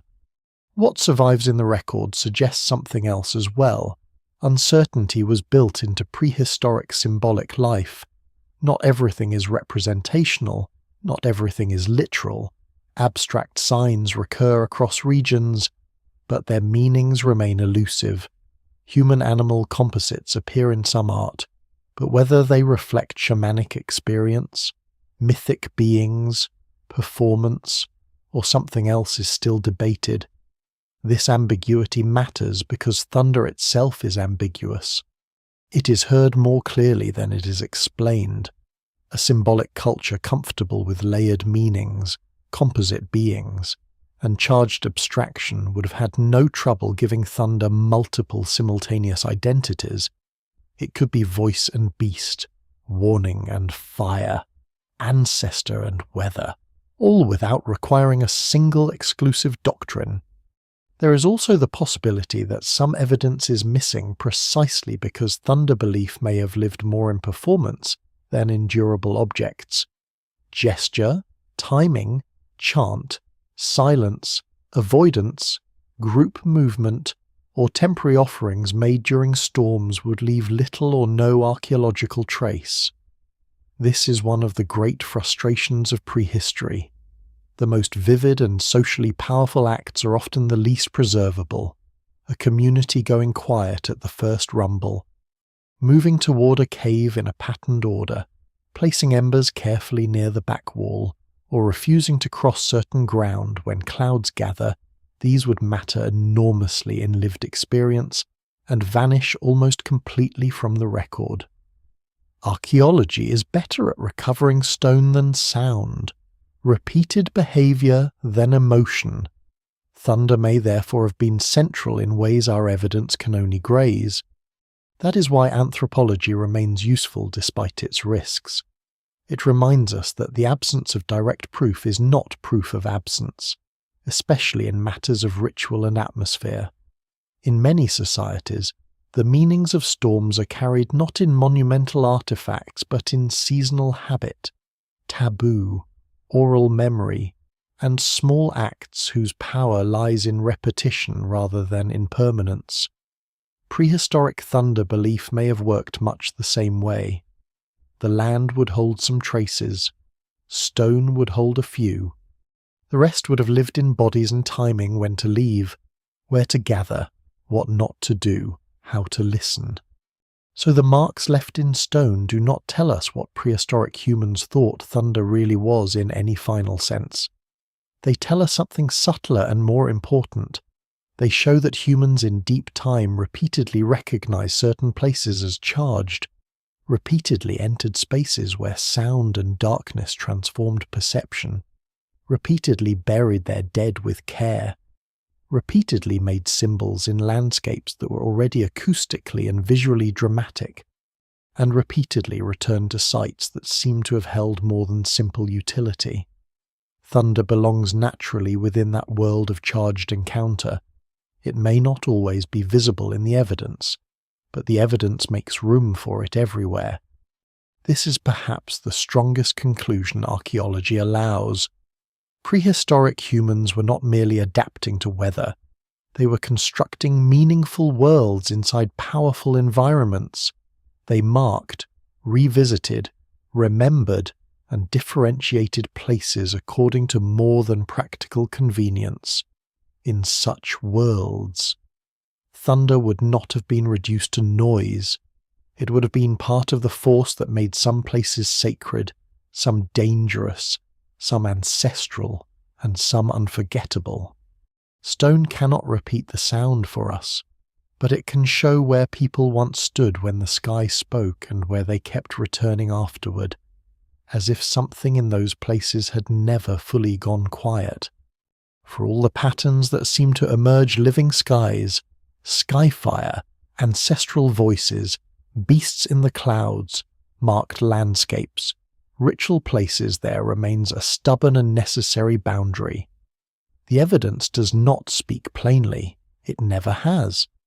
What prehistoric humans thought thunder really was cannot be recovered as a single, definitive answer, and any attempt to force one risks turning mystery into fiction.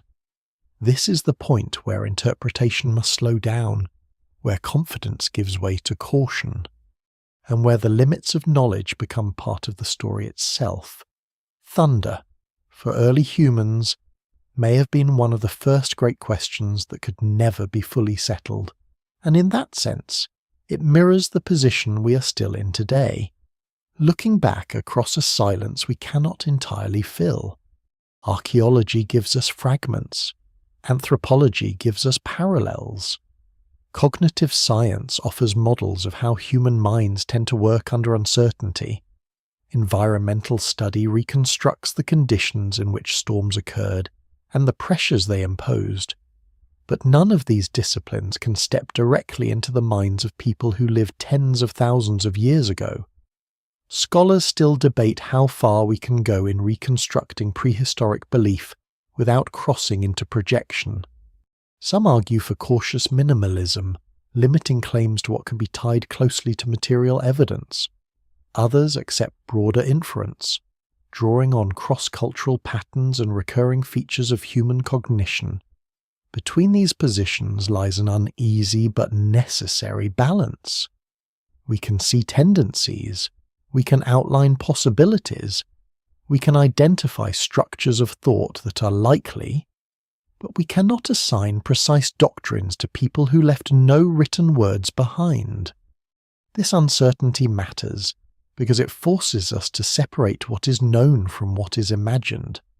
It is known that prehistoric humans experienced thunder in environments where it could kill, alter landscapes, disrupt survival, and inspire fear.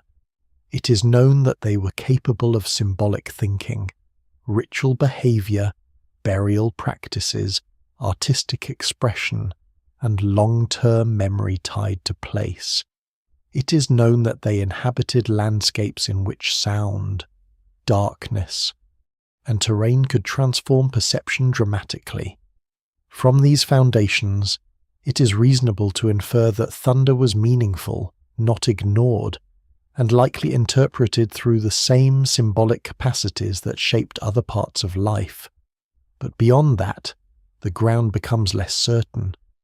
Did one group believe thunder was the voice of ancestors while another saw it as the movement of sky animals? Possibly. Did some treat storms as warnings tied to behavior while others saw them as indifferent forces? Also possible. Did belief shift over time within the same population, evolving as experience accumulated? Almost certainly. The human mind is not static, and neither are cultural systems. What survives in the record suggests variability rather than uniformity. This is one of the most important correctives to simple storytelling about the past. There was no single prehistoric worldview. There were many, layered across time, shaped by climate, geography, population movement, and the unpredictable accumulation of experience. Even within a single group, belief may not have been consistent. Different individuals could have held different interpretations, even if those interpretations were never formally debated in a modern sense. An elder might read the storm as warning. A younger hunter might see it as obstacle. A grieving parent might hear the dead in it. A skilled observer might treat it as a system of signs to be read without attaching personhood. These positions need not have conflicted openly. They could coexist, overlapping and shifting depending on circumstance. What survives in the record suggests that early human thought was flexible, capable of holding multiple explanatory layers at once. Thunder, as a complex and unpredictable phenomenon, would have invited exactly that kind of layered thinking. There is also the question of language itself. Prehistoric humans did not lack language, but the forms of language available to them may have been less specialized than those developed in later literate societies. Concepts such as cause, mechanism, or natural law in their modern scientific sense would not have existed. This does not imply ignorance. It implies a different structure of explanation, one in which relationships, patterns, and narrative carry more weight than abstract principles. To ask what thunder really was may therefore be a question framed in terms that do not perfectly fit the minds we're trying to understand. For prehistoric people, the distinction between what something is and what it does, means, or signals may have been less sharply drawn. Thunder could be a thing, an action, a message, and a presence all at once without contradiction. This raises an important caution about modern interpretation. There's a strong temptation to treat prehistoric explanations as incorrect versions of scientific truth, as though early humans were simply guessing until better knowledge arrived. But this view risks missing the point. Prehistoric interpretations of thunder were not failed physics. They were working systems of meaning within a world where survival depended on integrating perception, memory, and action under conditions of uncertainty. The question was not what is thunder in a purely physical sense, but how do we live in a world where this happens? That question is broader and in some ways more difficult than the one science eventually answers. At the same time, it would be equally misleading to romanticize prehistoric thought as somehow deeper or more authentic than modern understanding. Early humans did not possess hidden truths about thunder that we have lost. They faced the same confusion we would feel if stripped of our accumulated knowledge and placed under a storm with no explanation. Their interpretations were shaped by necessity, imagination, and the limits of available evidence, just as ours once were. The difference lies in what kinds of explanations were possible, not in the intelligence or seriousness of those who made them. One of the most striking things about thunder, across all periods of human history, is that it resists full domestication by explanation. Even with modern science, the experience of a powerful storm retains something of its original force. The flash still startles. The sound still shakes the body. The sequence of light and impact still produces a moment of disorientation. Understanding the mechanism does not erase the sensation. This persistence suggests that prehistoric responses to thunder were not simply placeholders waiting to be replaced. They were rooted in a genuine encounter with scale, power, and unpredictability that remains present even now. The difference is that we can now explain the process. While early humans could not separate process from meaning in the same way, the limits of evidence also remind us how much of human life is lost to time. The most intense experiences leave the least direct trace. Thunder itself leaves no artifact. Fear leaves no fossil. Memory fades unless anchored to material remains. Rituals performed in the open air vanish almost completely. Even in caves, where preservation is better, much is still missing. What we recover is partial, biased toward durable materials and repeated use. The full richness of prehistoric thought, its variations, contradictions, emotional textures, and daily improvisations remains largely beyond reach. Thunder belongs to that lost richness. We can approach it, but never fully capture it. Yet this uncertainty is not a failure. It is part of what makes the question meaningful. The absence of a single answer forces us to consider the range of human possibility rather than a single fixed belief. It reminds us that early humans were not a monolithic group with identical ideas, but a wide array of communities thinking, feeling, and adapting in different ways under the same sky. It also prevents us from reducing thunder to a simple origin story for later religion. The storm did not produce one idea that later became many. It produced many responses from the beginning. So what can be said, with some confidence, is not what thunder was in prehistoric thought, but what it did. It demanded attention. It disrupted ordinary life. It revealed the limits of human control. It left marks on the land. It entered memory with unusual force. It encouraged pattern-making, symbolic interpretation, and possibly ritual behavior. It interacted with place, amplifying the significance of certain landscapes. It may have been linked to the dead, to animals, to sky beings, or to forces that did not fit any single category. It became part of how humans understood danger, survival, and the structure of the world around them. Beyond that, we move into possibility. Possibility is not empty speculation when grounded carefully in evidence and comparative reasoning, but it must remain labelled as such. The danger lies in forgetting where evidence ends and imagination begins.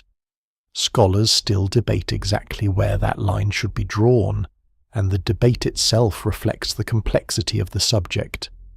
Thunder is both one of the most universal human experiences and one of the least directly documented in the deep past. In the end, the question may be less about finding a final answer and more about recognizing a shared human condition. Prehistoric people stood under storms without knowing what caused them. We stand under storms knowing far more about their physical nature, yet still feeling something of the same awe and vulnerability. The gap between knowledge and experience is narrower than it appears. Thunder continues to remind us that explanation does not eliminate encounter. It only reframes it. And so the silence in the record is not empty. It is filled with all the voices that were never written down, all the gestures made under darkening skies, all the explanations spoken and forgotten, all the meanings attached to a sound that could never be ignored. The evidence cannot tell us exactly what thunder really was to prehistoric humans, but it can tell us that whatever it was, it mattered enough to shape how they lived, where they went, what they remembered, and how they tried to understand a world that could speak with such overwhelming force.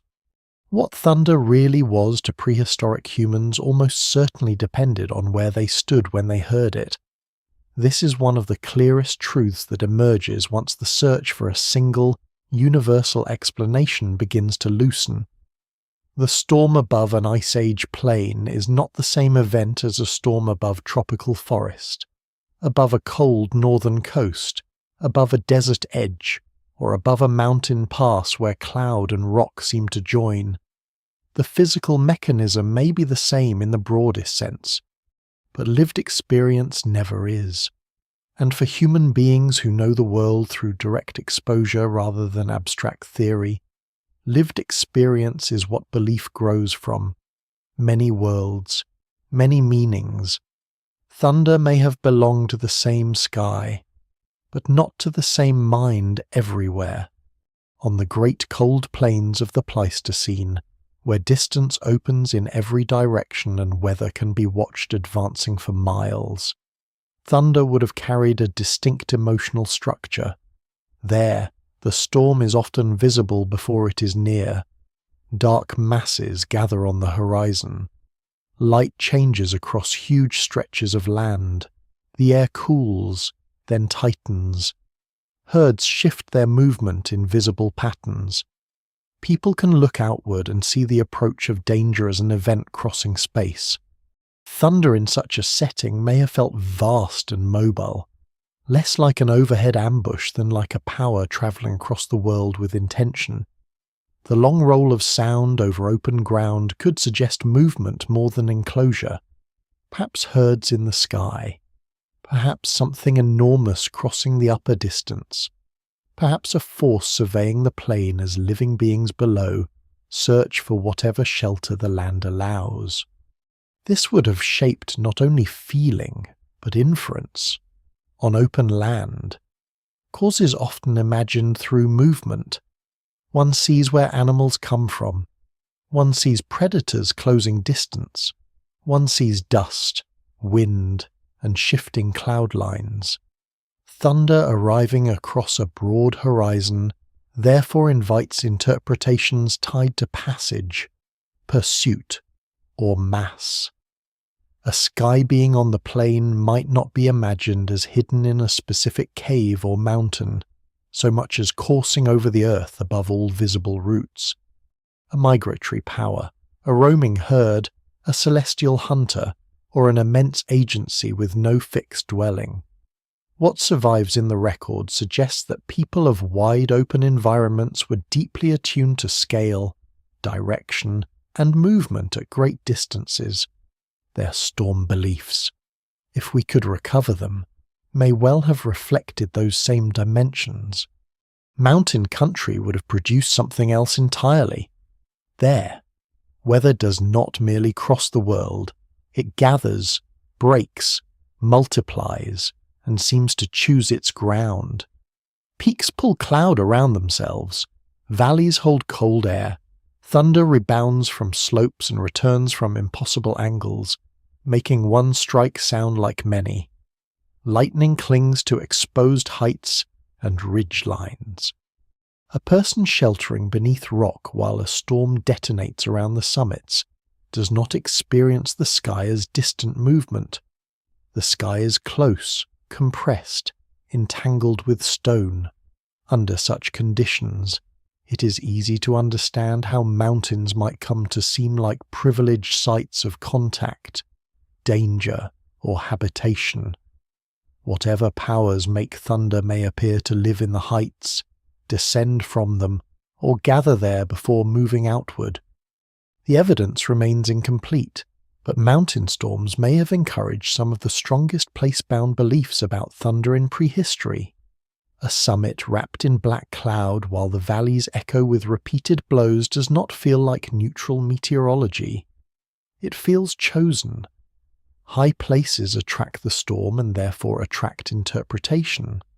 A mountain pass where thunder always seems worse. A cliff face that answers back. A ridge associated with repeated lightning strikes, these would become more than topographical facts. They would become part of a cosmological map. Not everywhere is equal. Some places sit closer to the powers above. This is one of the recurring truths of human religion later on. But the experiential roots may be far older than the religions themselves. Forested worlds create another kind of storm mind. In deep woodland, visibility shrinks and sound grows sovereign. The horizon disappears behind trunks and canopy. Clouds cannot be watched from afar in the same way they can on open ground. Instead, the storm announces itself through subtle shifts and nervous movement in leaves high above, a change in smell, a thickening of shadow, the first wind travelling through the upper branches before it reaches the bodies below.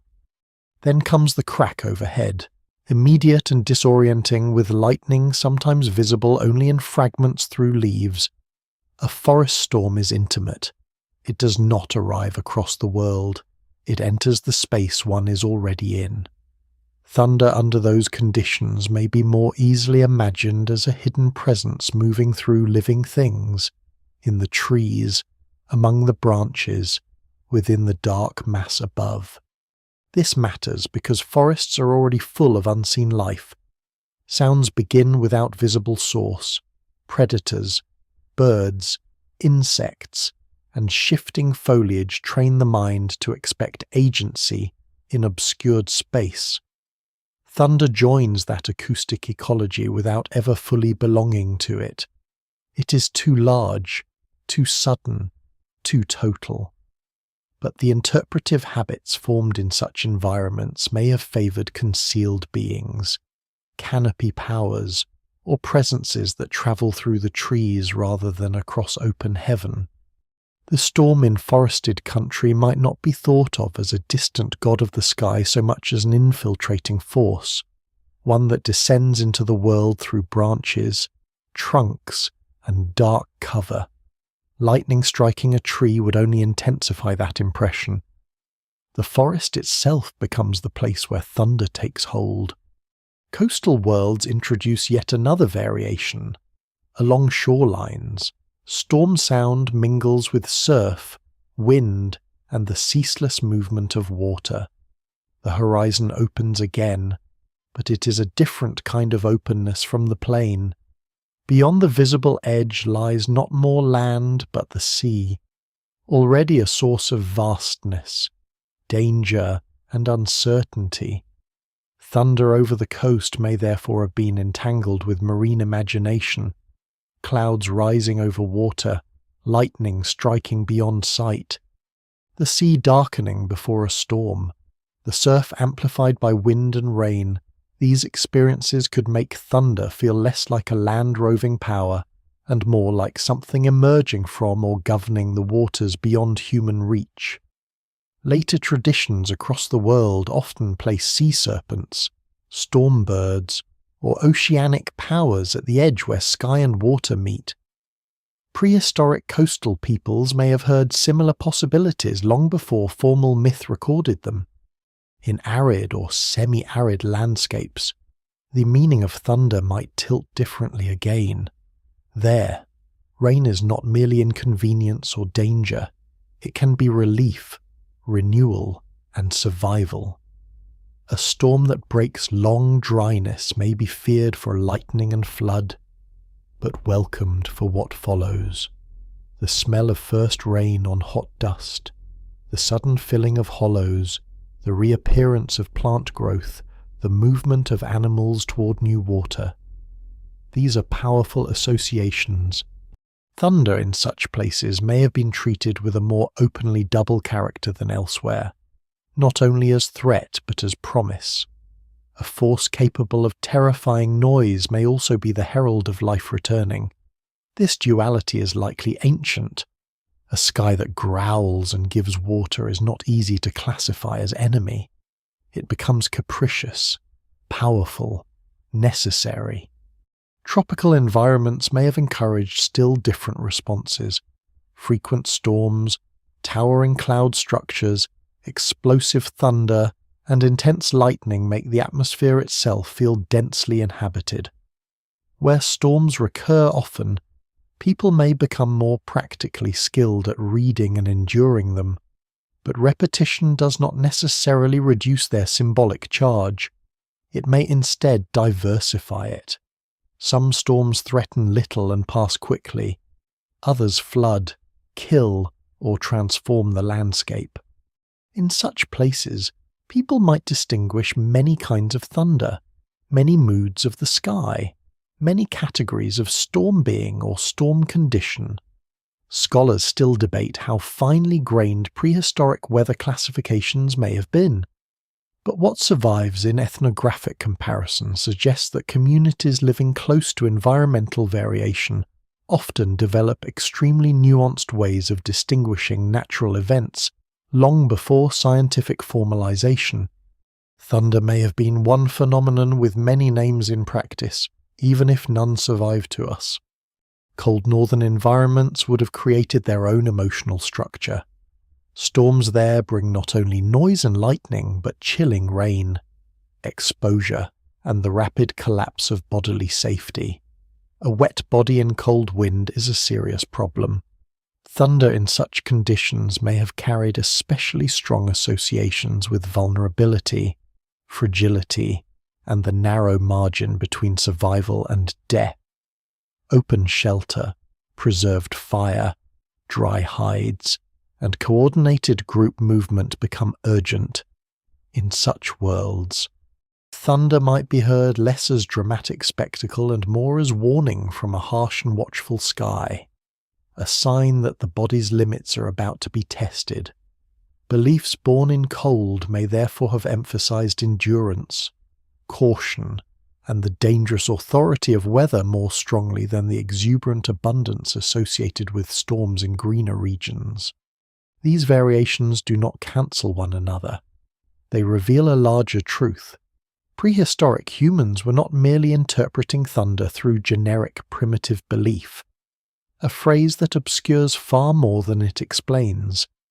They were interpreting storms through local worlds dense with specific textures of sound, danger, memory, and reward, an open sky people, a forest people, a mountain people, and a coastal people could all hear the same physical event and place it inside very different emotional and symbolic systems. What survives in the record suggests that human cultures, even in deep time, were adaptive, place-sensitive, and imaginative in highly local ways. There is no reason thunder belief would have been any less diverse than tool traditions, hunting strategies, or settlement patterns. This is also why later myths about thunder differ so dramatically across the world, while still sharing underlying themes. Some traditions imagine birds, others serpents, others ancestral powers, others divine warriors, others hidden skyfathers or mountain spirits. The forms vary because the landscapes and inherited experiences vary, but beneath that diversity, one can still sense the common prehistoric problem, a sound too large to ignore, tied to a force too dangerous to master. Arriving in a world where explanation must be built from immediate life rather than detached theory. Local ecology supplied the imagery, thunder supplied the urgency. No single explanation fully accounts for all of this, but a pattern becomes visible. The more a landscape shapes perception, the more it shapes cosmology. Thunder is never heard in abstraction. It is heard through rock, forest, ice, grass, surf, dust, and memory. And once those filters are acknowledged, the question of what prehistoric humans thought thunder really was becomes less about discovering one lost answer, and more about recovering a range of human possibilities. It was a roaming power on the plain, a chosen force in the mountains, a hidden presence in the forest, a water-linked danger on the coast, a giver and taker in dry country, a test of endurance in the cold, perhaps all of these, and more. So the prehistoric sky was not one sky in the human imagination, even if it was one atmosphere overhead. It became many skies because people lived under it in many ways. Thunder, crossing all those worlds, gathered different meanings as it went. The same rumble could be heard as beast, ancestor, warning, battle, blessing, or intrusion, depending on where the listener stood and what kind of land had taught them how to fear, survive, and remember. That is the great lesson of environmental prehistory. The world does not merely surround belief. It shapes the very forms belief can take. By the time thunder has been heard as voice, strike, ancestor, beast, warning, and world-shaping force, another change begins to take place. Fear starts to organize itself. What first arrives as shock gradually becomes something communities try to manage, not by mastering the storm, but by building habits around it. This is the quiet beginning of ritual order. not temples yet, not priesthoods, not written prayers, something older and smaller than that, but no less important. Repeated acts performed because thunder keeps returning, because uncertainty cannot simply be endured raw forever, and because human groups survive better when terror is given form. This is one of the deepest patterns in human life. Repetition creates stability where explanation remains incomplete. When a force cannot be controlled directly, people begin controlling their own behavior around it. They mark times, observe signs, follow prohibitions, preserve sequences, and attach special weight to places and gestures that seem to matter when the world becomes unstable. What survives in the record suggests that prehistoric humans are already highly capable of such patterned behavior. They revisit sites, they bury their dead with repeated care, they use pigment in ways that suggest more than simple utility, they follow seasonal movements, they preserve fire, tools, and roots through accumulated custom. There is no reason to imagine storms remained outside that tendency. If thunder returned again and again as one of the most emotionally powerful events in life, then repeated responses to thunder would almost certainly begin to harden into something like ritual. The earliest form of this may have been almost indistinguishable from caution. A group hears distant thunder and immediately begins a familiar sequence. Embers are protected, tools are gathered, children are drawn inward, movement slows, certain exposed places are abandoned without debate, voices lower, attention narrows, someone scans the sky, someone remembers the nearest trusted shelter, someone older may insist on leaving before the danger is visible to everyone else. These are practical actions, but repeated often enough under shared emotional pressure, they become more than practical. They become correct, then expected, then perhaps necessary. The step from necessity to meaning is very small in human communities, especially when failure has consequences. What survives in ethnographic comparison from many parts of the world suggests that ritual often emerges not from elaborate theory, but from accumulated efficacy, memory, and emotion. People keep doing what seems to preserve order. They do it because it worked last time, because the elders did it, because not doing it feels wrong, because danger is easier to face when the body knows what comes next. Thunder would have been an ideal engine for this kind of development. It is unpredictable enough to create anxiety, frequent enough in many environments to allow habit to form, and serious enough to punish carelessness. The evidence remains incomplete, and no single explanation fully accounts for how storm rituals began in different prehistoric settings. But the general logic is strong. Repetition under danger becomes tradition. Silence may have been one of the first ritual responses. This possibility is easy to overlook because silence leaves no trace, yet it may have mattered greatly. A storm compresses attention. Hearing becomes more important. Speech may naturally diminish as people listen for the next roll, the direction of the wind, the sound of falling wood, or the movement of water. Over time, that practical quiet could acquire a different quality. One does not speak loudly when the sky is active. One listens. One waits. One does not interrupt. In later societies across the world, silence often surrounds places or moments charged with power. It would not be surprising if thunder had helped teach that disposition very early. The body learns reverence before the mind names it. The same may be true of gesture, a repeated way of entering shelter, arranging bodies, placing important objects, or orienting oneself toward the cave mouth or away from exposed ground could gradually become formalized. A person might touch stone on entering a storm shelter. Another might place embers at the back wall first. Food might be covered in a certain way. Children might be placed between specific adults. A tool or bone or marked object might be set near the entrance, not because it physically stops the storm, but because it belongs to the proper order of things when thunder is near. Scholars still debate how early ritualized gesture can be meaningfully identified in prehistory, because so much of it vanishes from the material record. Yet humans are bodily creatures of habit, and the more frightening the recurring event, the more likely the body is to memorize a pattern for meeting it. Offerings may have grown from the same impulse. The word can sound too advanced, too formal, as if it belongs only to later religion, but in essence an offering is simply a transfer of value toward a force or place one does not wish to ignore. It need not be large.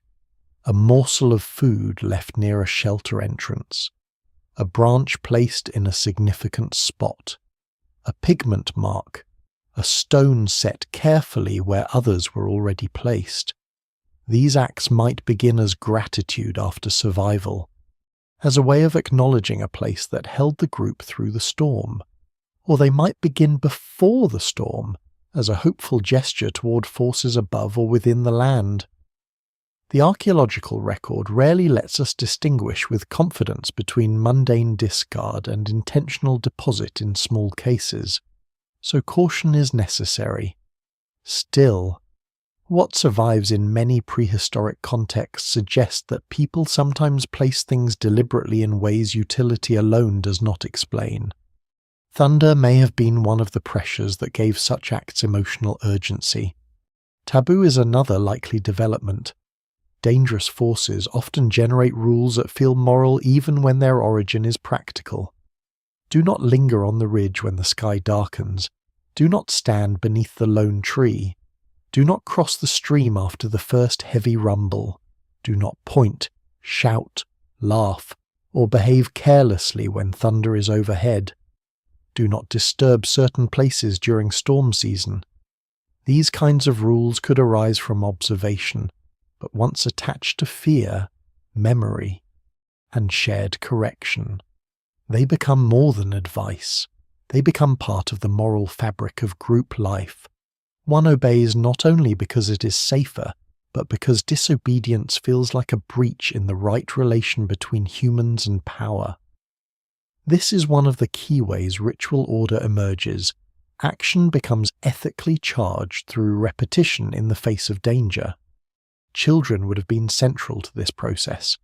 Storms are among the earliest overwhelming natural events most human beings encounter. The ways adults respond teach not only survival, but cosmology. If the group becomes quiet when thunder rolls, children learn that quiet is proper. If elders lead everyone to a particular shelter and make a small, repeated gesture there, children absorb the gesture long before they understand it. If certain stories are told after the storm about why the group waited, moved, or avoided a place, those stories help turn emergency behavior into inherited knowledge. Ritual is often the memory of fear domesticated into form, and children are how that form becomes durable across generations. There may also have been special persons associated with storms, though here the evidence becomes especially delicate. In every human community, some individuals read weather better than others. They notice pressure changes, animal restlessness, distant cloud forms, wind shifts, and subtle alterations in light or scent. In prehistoric settings, such skill would be of immense value. The person who knows when to move before danger is obvious may gradually acquire more than practical prestige. Their judgment begins to feel attuned to something beyond ordinary perception. They're not necessarily priestly in any later institutional sense, but they may become figures of authority during storms, people whose sensitivity to the sky gives them social weight. From there, the path towards specialized ritual knowledge is not difficult to imagine. A person who reads the storm may also become the person who instructs others how to behave when it comes. The storm also creates communal time. Much of daily prehistoric life is organized by movement, foraging, hunting, repair, fire tending, childcare, and sleep. Thunder interrupts that flow and replaces it, briefly, with a different order. Tasks stop. Plans pause. The group waits. This waiting matters. It produces a shared interval set apart from ordinary action. Such intervals are fertile ground for ritual because they are already separated from daily routine by necessity. People are gathered, alert, dependent, and temporarily unable to continue as before, if any stories, cautions, gestures, or offerings were especially likely to emerge. Storm time would have offered the perfect setting. Sacred time is often born from interrupted ordinary time, and thunder is one of the oldest interrupters. There is a lesser-known detail here that may matter. Psychological studies of uncertainty and threat suggest that repeated rituals can reduce anxiety, even when they have no direct effect on the external danger itself. Human beings often perform structured actions under stress because pattern restores a sense of orientation. Prehistoric communities would not have described this in psychological terms, of course, but they would have lived it. A repeated sequence during storms could calm the group, reduce panic, focus attention, and reinforce cooperation. Whether interpreted as respectful behavior toward the storm or simply as what one does when thunder comes, the effect would still strengthen the pattern. Ritual survives partly because it works socially, even when its cosmological meaning remains open. At the same time, ritual order around thunder would not have been identical everywhere. In some environments, storms may have been too frequent to support elaborate responses and instead produced normalized caution. In others, especially where thunder was less common but more dramatic, every major storm might carry heightened significance. Dry landscapes may have treated storm rituals with a stronger element of hope or gratitude because rain mattered so much. Mountain regions may have emphasized place-specific avoidance or reverence. Forest groups may have developed stronger customs around shelter, silence, or tree-struck ground. Many worlds, many meanings again. Ritual order, like belief, would have grown locally. Still, a broad pattern remains visible. Thunder teaches recurrence without predictability. It is not random in the sense of never returning, but not controllable in the sense of arriving on command. That combination makes it almost perfect for ritualization. Humans respond most strongly to forces that are both repeated and uncertain. They want signs, forms, sequences, and acts that let them stand in some relation to what they cannot direct. The storm may not be mastered, but it can be met properly. That word properly may be one of the oldest roots of religion. Not explanation first, but right conduct in the presence of power. So by this stage in the long prehistoric encounter with thunder, the storm is no longer only a mystery or a threat. It has become a teacher of order. It teaches where to go, how to wait, what not to do, whom to trust, which places hold, which behaviors seem dangerous, and how to keep fear from dissolving the group into chaos. Out of that teaching come small patterned acts, then expectations, then customs heavy with memory, whether we call those customs ritual, taboo, reverence, or simply the earliest forms of storm wisdom matters less than the deeper truth they reveal. Human beings do not endure recurring power passively. They answer it with form, and once form appears, thunder has entered a new register in human life. It is no longer only interpreted, it is engaged. The living begin to meet the storm with inherited behavior. with actions that hold fear in place long enough for survival, and perhaps long enough for meaning to thicken around it. In that quiet shift from raw alarm to patterned response, one can glimpse the earliest foundations of ritual order, born not in temples or texts, but under darkening skies, beside guarded embers, while a waiting human group listens for the next sound from above. Once communities begin meeting thunder with repeated forms of caution, silence, offering, or inherited gesture, another transformation becomes possible. The storm starts to move upward into hierarchy.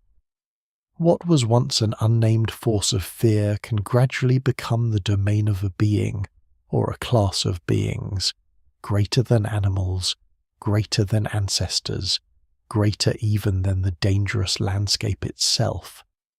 This does not happen all at once, and in prehistory the process would have been uneven, partial, and often invisible to us. But the mental groundwork is already there. A force that speaks from above, commands fire, alters the earth, seems to choose its targets, and cannot be resisted except through respectful conduct, is already close to divinity, even before divinity has a settled name. This is one of the great long arcs in human thought. The world is first encountered as full of agencies distributed through landscape, weather, animals, and the dead. Over time, in some societies more than others, those agencies begin to gather into larger figures. Separate powers become related. Local presences are drawn into wider systems. The sky itself may become singular in a way it's not before, or at least stratified into dominant and lesser forces. Thunder is especially important in that process because it combines several qualities that humans consistently associate with high power. It comes from above. It is audible over distance. It interrupts ordinary life. It punishes without being touched.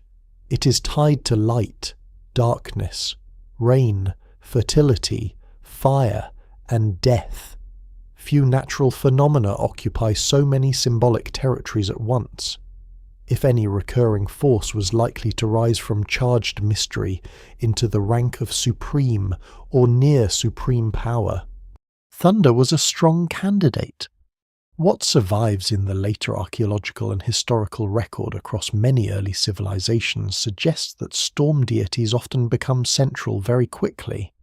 They are kings of gods, fathers of heaven, warriors, judges, rain givers, mountain lords, or wielders of celestial weapons. One must be cautious here. Later literate pantheons cannot simply be projected backward into the deep prehistoric past as if the path were direct and universal.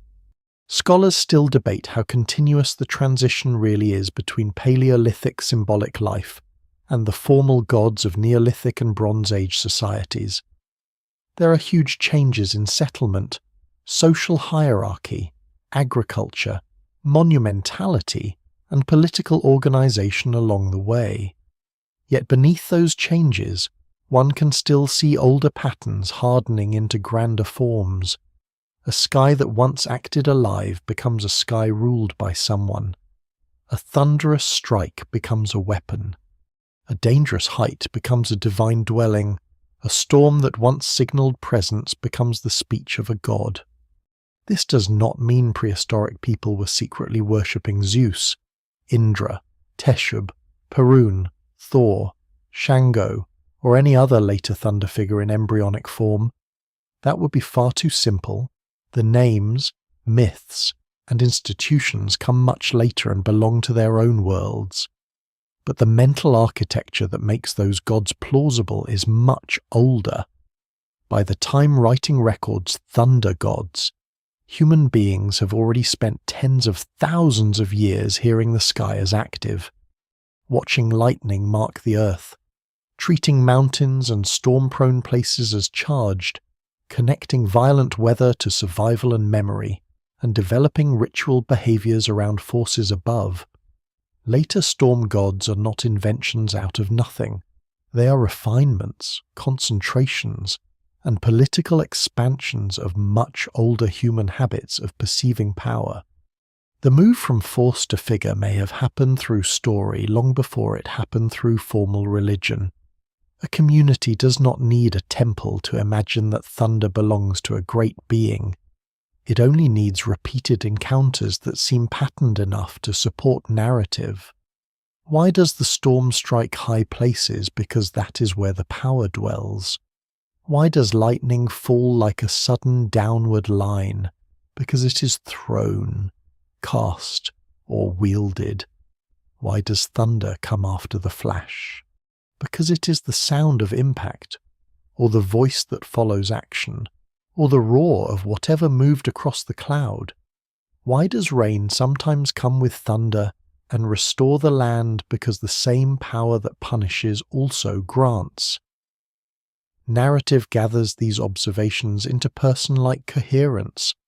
A being can be angry, selective, generous, dangerous, and unpredictable without contradiction. A mechanism cannot, at least not in the same emotionally satisfying way. There is strong social logic here as well. As human groups grow more complex, settle more permanently, and begin organizing authority in sharper ways, the kinds of supernatural power people imagine often begin to mirror social hierarchy. Leaders on Earth make the idea of sovereign powers above more intuitive. But even before large-scale social stratification, small groups already know what a symmetrical power looks like. Elders, dominant hunters, feared rivals, and parental authority all provide lived models for relations in which one side acts and the other responds. Thunder magnifies that structure to cosmic scale. Whatever rules the storm cannot be negotiated with as one negotiates with an equal. It must be respected, read, placated, or obeyed. That is already close to the logic of lordship.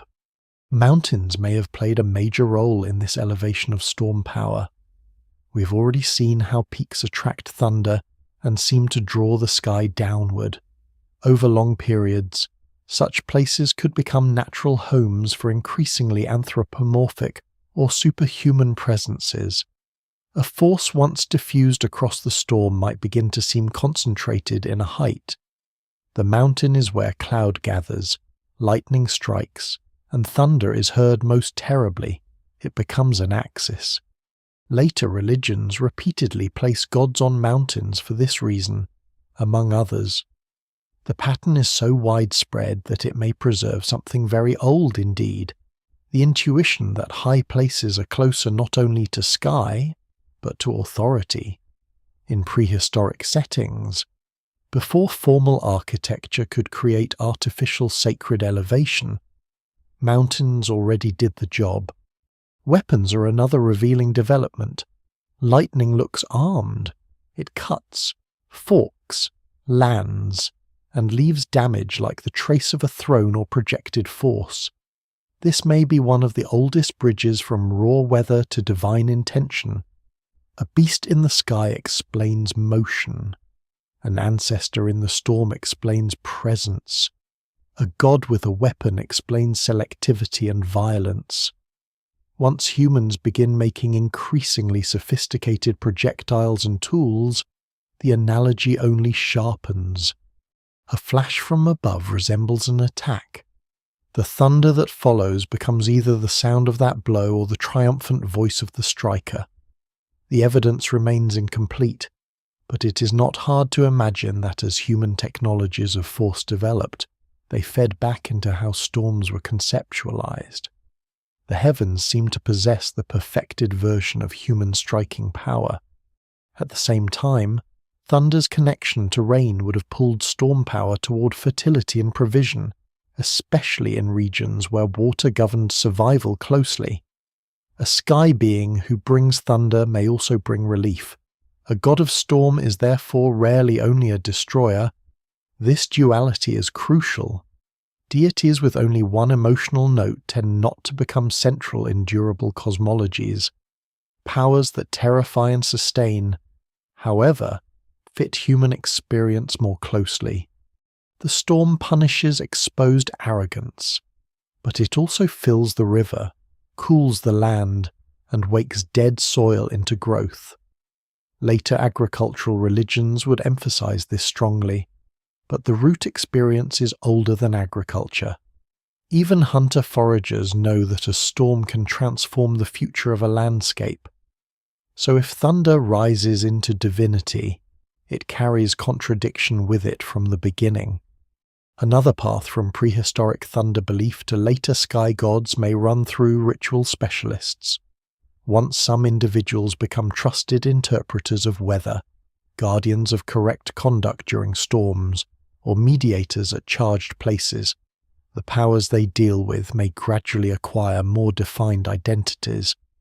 A ritual expert addressing the storm does not need a fully named god at first, but repeated addressing itself encourages personhood. One speaks to what can hear. One offers to what can accept. One avoids offending what can respond. Over time, the addressed force becomes easier to picture, easier to narrate, easier to rank above lesser powers. In this way, ritual practice may help produce divine clarity rather than simply reflect it. What survives in the comparative record suggests that thunder deities often absorb older layers rather than replacing them cleanly. They remain linked to animals, mountains, ancestors, sacred trees, weapons, and places of echo. This may preserve the deep prehistoric richness of storm meaning beneath later theological order. A sky father may still have an eagle. A thunder god may still battle a serpent. A divine storm lord may still dwell on a mountain and still be invoked over crops. Death and kingship all at once. These are not arbitrary bundles of symbolism. They look like accumulations, the layering of old perceptions into increasingly centralized figures. No single explanation fully accounts for every case, but the pattern is difficult to miss. The god of thunder is often less a new invention than a gathering point for very old human experiences of the storm. This helps explain why thunder gods so often feel ancient even within the traditions that worship them. They tend to occupy a primal register, tied to first order, first violence, first authority. They do not usually enter the pantheon as minor decorative figures. They arrive heavy with precedence. That weight may be inherited from the long prehistory of thunder itself, as one of the earliest non-human powers to command fear, attention, and symbolic thought on a civilizational scale before civilization existed. The storm had authority before the gods had names. Still, one must be careful not to assume inevitability. Not every prehistoric thunder belief led toward a singular storm deity. Some traditions likely remained more diffuse, more local, more animistic in the older sense, with thunder belonging to many beings or to the sky, without ever condensing fully into a person-like ruler. Others may have placed more emphasis on ancestors, on place spirits, or on animal forms. Many worlds, many meanings. The birth of sky gods is not a universal sequence. But one important tendency among several, it becomes especially visible once larger. More organized societies begin to leave clearer records. Even so, the underlying movement is one of the most revealing in human history. A sound once met with raw fear under open sky becomes, over immense stretches of time, part of structured cosmology. The storm is no longer only endured, it is governed, narrated, ranked, invoked, and woven into systems of law, kingship, fertility, and warfare. Yet beneath that later complexity lies the same prehistoric experience, a small group listening as the world above suddenly asserts overwhelming power. The god comes later, the shock comes first. And that may be the real significance of thunder in the birth of divinity. It teaches the human imagination how power can be both invisible and undeniable, both distant and interventionist, both destructive and necessary. It provides one of the earliest templates for a being who cannot be seen directly, cannot be challenged, and yet leaves unmistakable signs of will upon the world. In that sense, thunder does not simply inspire the idea of sky gods. It helps define what a god can be. Even after thunder rises into the realm of gods, rituals, and sacred hierarchy, older ways of hearing it do not disappear. They linger beneath the surface, folded into later customs, folk beliefs, warnings told to children, habits of silence during storms, and strange local stories that seem older than the religion surrounding them. This is one of the most revealing things about thunder in human history. It accumulates meanings rather than replacing them neatly. The sky god may become official, but the beast in the cloud survives in village imagination. The theological explanation may harden, but the ancestral feeling remains when the house goes quiet and the storm rolls over the roof. The written myth may name the lightning as a divine weapon, while some older part of the mind still hears it as something alive moving in darkness. In this sense, thunder is a conservator of ancient thought. It carries old layers forward even as new systems are built on top of them. What survives in the historical and ethnographic record from many parts of the world makes this especially clear. Long after organized religions define the storm in formal ways, ordinary people continue treating thunder with gestures, sayings, prohibitions, and local interpretations that do not fit neatly inside official doctrine. Some communities cover mirrors, bank fires, avoid speaking certain names, stay away from particular trees, refuse to point at lightning, or interpret the direction and character of thunder according to inherited law. Others say the dead are near, that the sky is angry, that some giant being is moving, that a saint, spirit, or god is crossing above, or that a mountain power has awakened. Scholars still debate how much of this folklore preserves truly ancient layers and how much is the product of continual reinvention. No single explanation fully accounts for the mixture, yet the persistence of these patterns matters. It suggests that thunder continues to attract older styles of meaning even when newer frameworks are available. This endurance is not surprising. Thunder remains one of the few experiences in modern or near-modern life that can still force the body into a prehistoric kind of attention.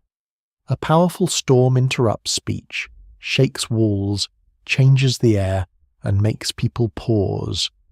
It briefly collapses the illusion that human environments are fully self-contained. That bodily interruption may be why so many ancient habits of thought survive around storms longer than around other once mysterious phenomena.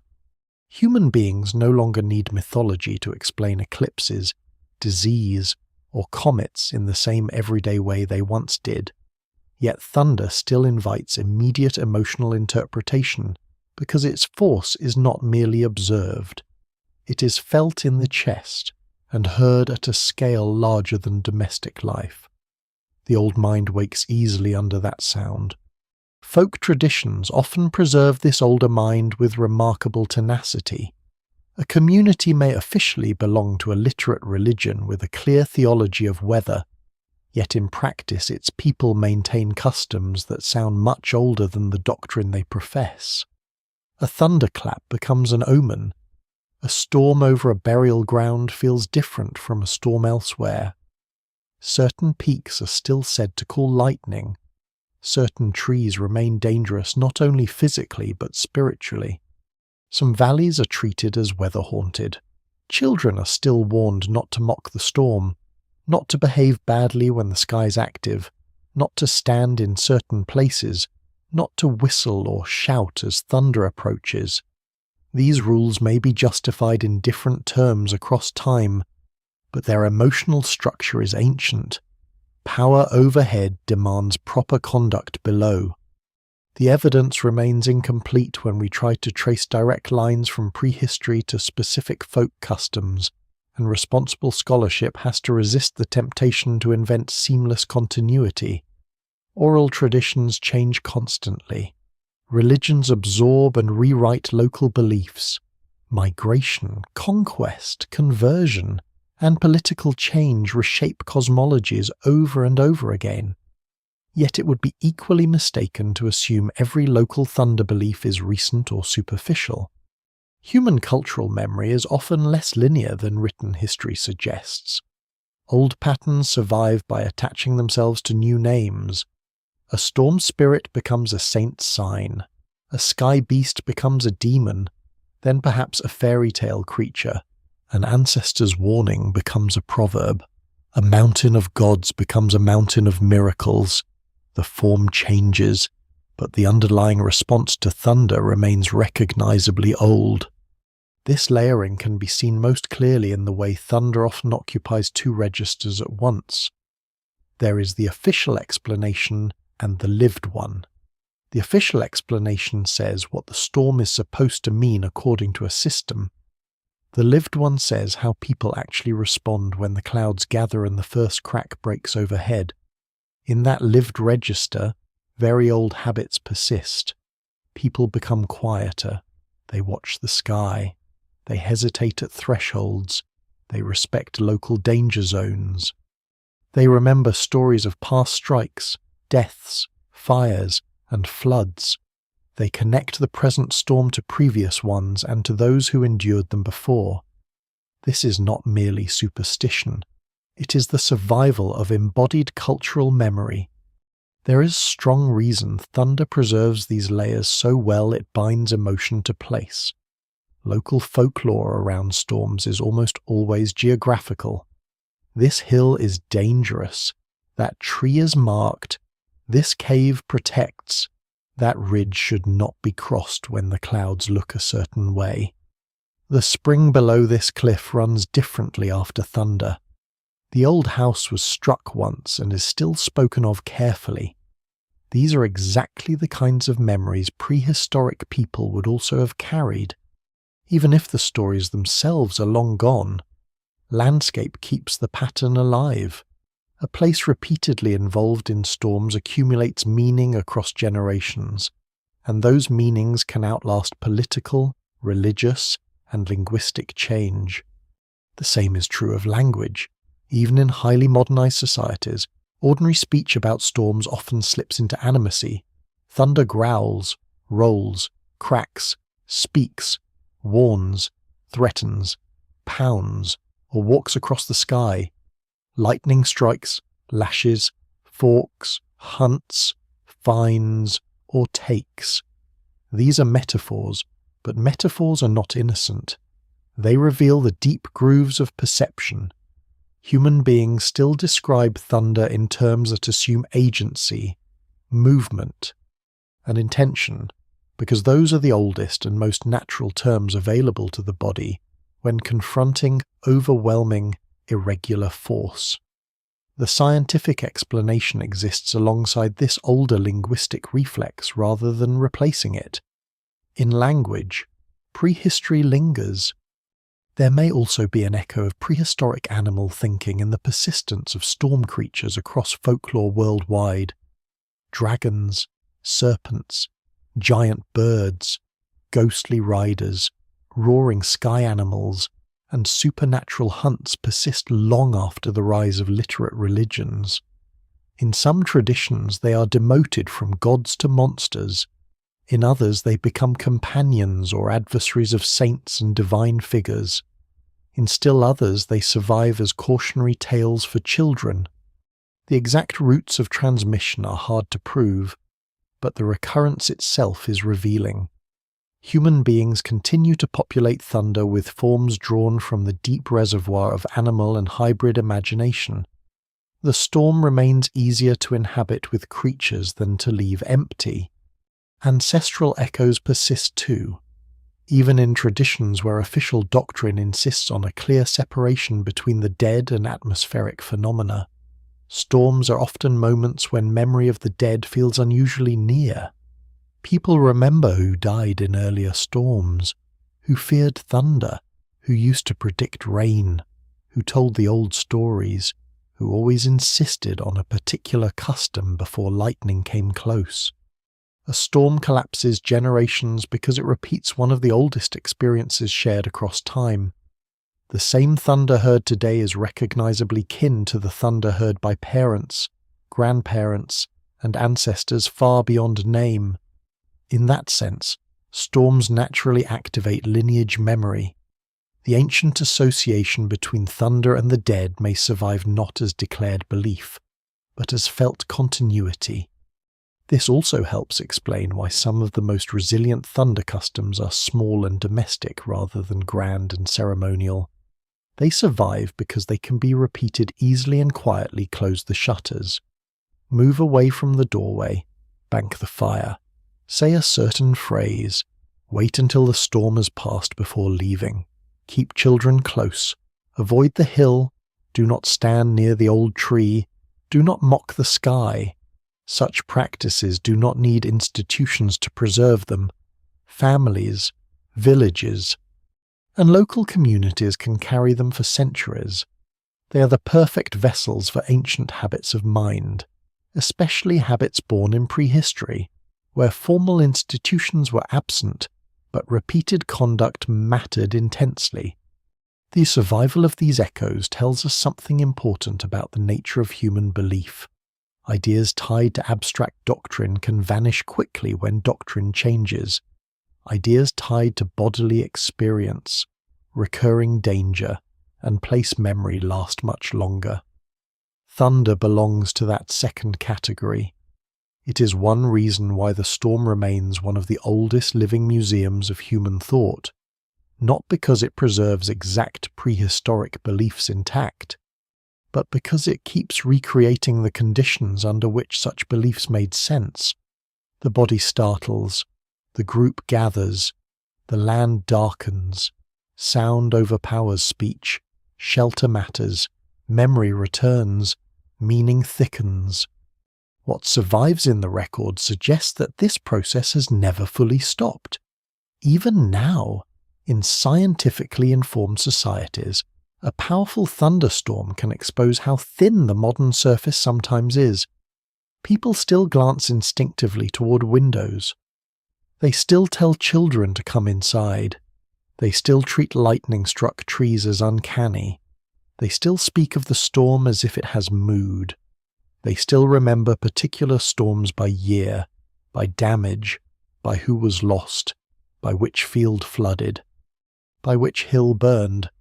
In those moments, ancient cognitive patterns are not obsolete curiosities, they are active. So the legacy of prehistoric thunder belief may not lie in any single myth surviving unchanged from the deep past. It lies in the persistence of layered response itself.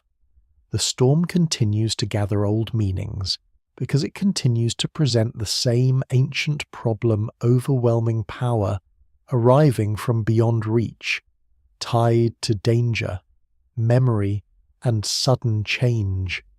Human beings continue to answer that problem with a mixture of caution, narrative, reverence, local lore, and embodied habit. We may call these things folklore, superstition, culture, or reflex depending on our perspective. But beneath those labels is something older, the unfinished history of how the human mind learns to live under a sky that can still, in one roll of sound, make the world feel inhabited by forces greater than itself. And that is why thunder still carries echoes, not only of gods, stories, and rural sayings, but of the deeper prehistoric effort to make contact with what could never be fully known. The official names change, the symbols are rewritten, the beliefs are rearranged. Yet when the storm comes and speech falters for a moment beneath its force, some part of that first human listening remains. The old answers may be gone, but the old readiness to hear meaning in the sky has never entirely left us.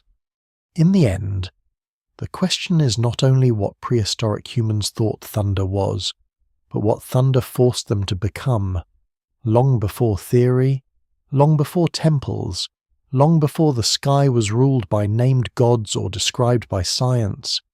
The storm stood over human life as one of its first great confrontations with invisible power. It could not be hunted, bargained with directly, outrun easily, or reduced to the ordinary scale of living things. It arrived from above, altered the land, broke the body's confidence, unsettled memory, and demanded a response from minds already awakening to pattern and meaning. To hear thunder in prehistory was to stand inside the early shaping of the human imagination itself. That is why the storm matters so much. It is not a decorative piece of ancient fear. It is one of the oldest recurring events through which humans learned the difference between what can be managed and what can only be interpreted. Fire on the hearth could be tended. A route across the valley could be remembered. A herd could be followed.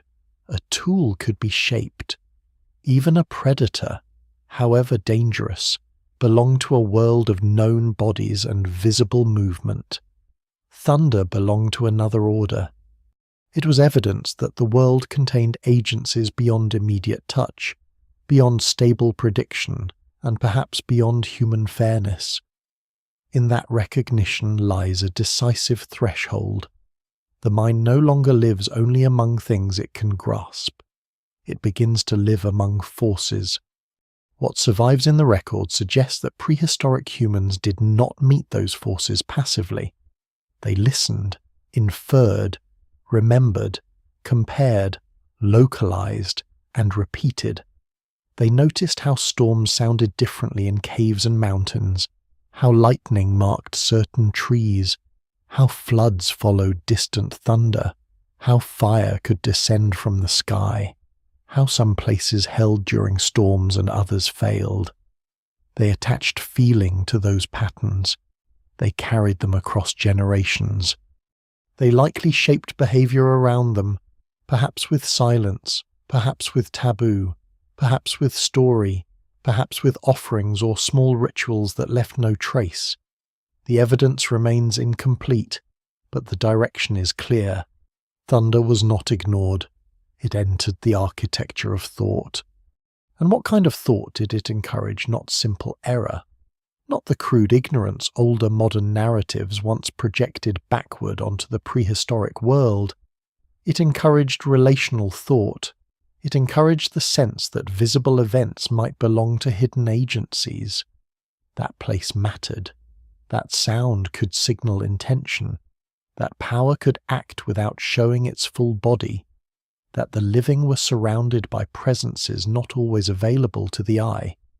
Whether those presences were imagined as sky beings, beasts, ancestors, wandering forces, or simply a world too alive to be empty would have varied from one group to another. Many worlds, many meanings, but beneath that variation lies a shared human effort to make terror legible without stripping it of seriousness. This is why thunder may have mattered more than many other prehistoric mysteries. It repeated. It was universal enough to matter across large parts of the human world, but variable enough to generate local meanings. It tied together sky and earth, fire and water, death and renewal, fear and survival. It was dramatic enough to stay in memory and practical enough to affect roots, shelter, hunting, and social behavior. Above all, it demanded interpretation while resisting closure. A storm could be explained one way and then arrive differently the next time. This instability may have made thunder one of the earliest teachers of symbolic flexibility. A thing can be many things at once. It can be warning and gift, voice and blow, animal and god, ancestor and weather, terror and necessity. Scholars still debate many parts of this story, and that debate is healthy. It protects the prehistoric past from becoming a blank wall onto which modern people project whatever myth they happen to prefer. We cannot say with confidence that all early humans believed one thing about thunder. We cannot even say that the same group believed the same thing consistently across generations. The record will not allow such certainty. Yet uncertainty is not emptiness. It still allows one strong conclusion. Thunder helped build the human habit of living in a meaningful universe, not necessarily a comforting one, not a neat one, but a universe in which recurring power calls forth memory, narrative, caution, reverence, and explanation. In this way, thunder belongs not only to the history of religion or myth, but to the history of mind. It is part of how humans became the sort of beings who cannot experience overwhelming force without also asking what kind of world produces it. The first answer may have been no more than a flinch, a gesture upward, a child pulled closer, a remembered cave, a silence during the storm. But even that is already more than instinct. It is the beginning of interpretation. The first layering of raw fear into shared meaning. From such layers, over thousands of years, come cosmologies, gods, sacred mountains, cautionary tales, domestic sayings, ritual acts, and later the patient inquiries of science itself. The question changes form, but the shock that begins it is ancient. There is something humbling in that continuity. Modern knowledge has explained thunder's mechanism with great success. We know about electrical charge, atmospheric instability, lightning channels, and the physics of superheated air. Yet knowledge does not entirely dissolve the old sensation. A powerful storm can still make windows tremble, conversations stop, and the body remember that it lives inside a much larger system than the rooms it builds around itself. In those moments, the prehistoric and the modern are not identical, but they are not strangers either. Both stand beneath the same fact the world can still speak in a voice larger than human scale. Perhaps that is the real legacy of thunder in the prehistoric imagination. It reminds us that meaning begins where control ends. Early humans did not understand storms in scientific terms, but they understood something else with great seriousness, that life unfolds under powers that can nourish, destroy, and transform without asking permission. To survive such a world requires more than strength. It requires memory, restraint, imagination, and forms of attention capable of holding both fear and wonder at once. Thunder taught those lessons brutally, repeatedly, and in every kind of landscape humans inhabited.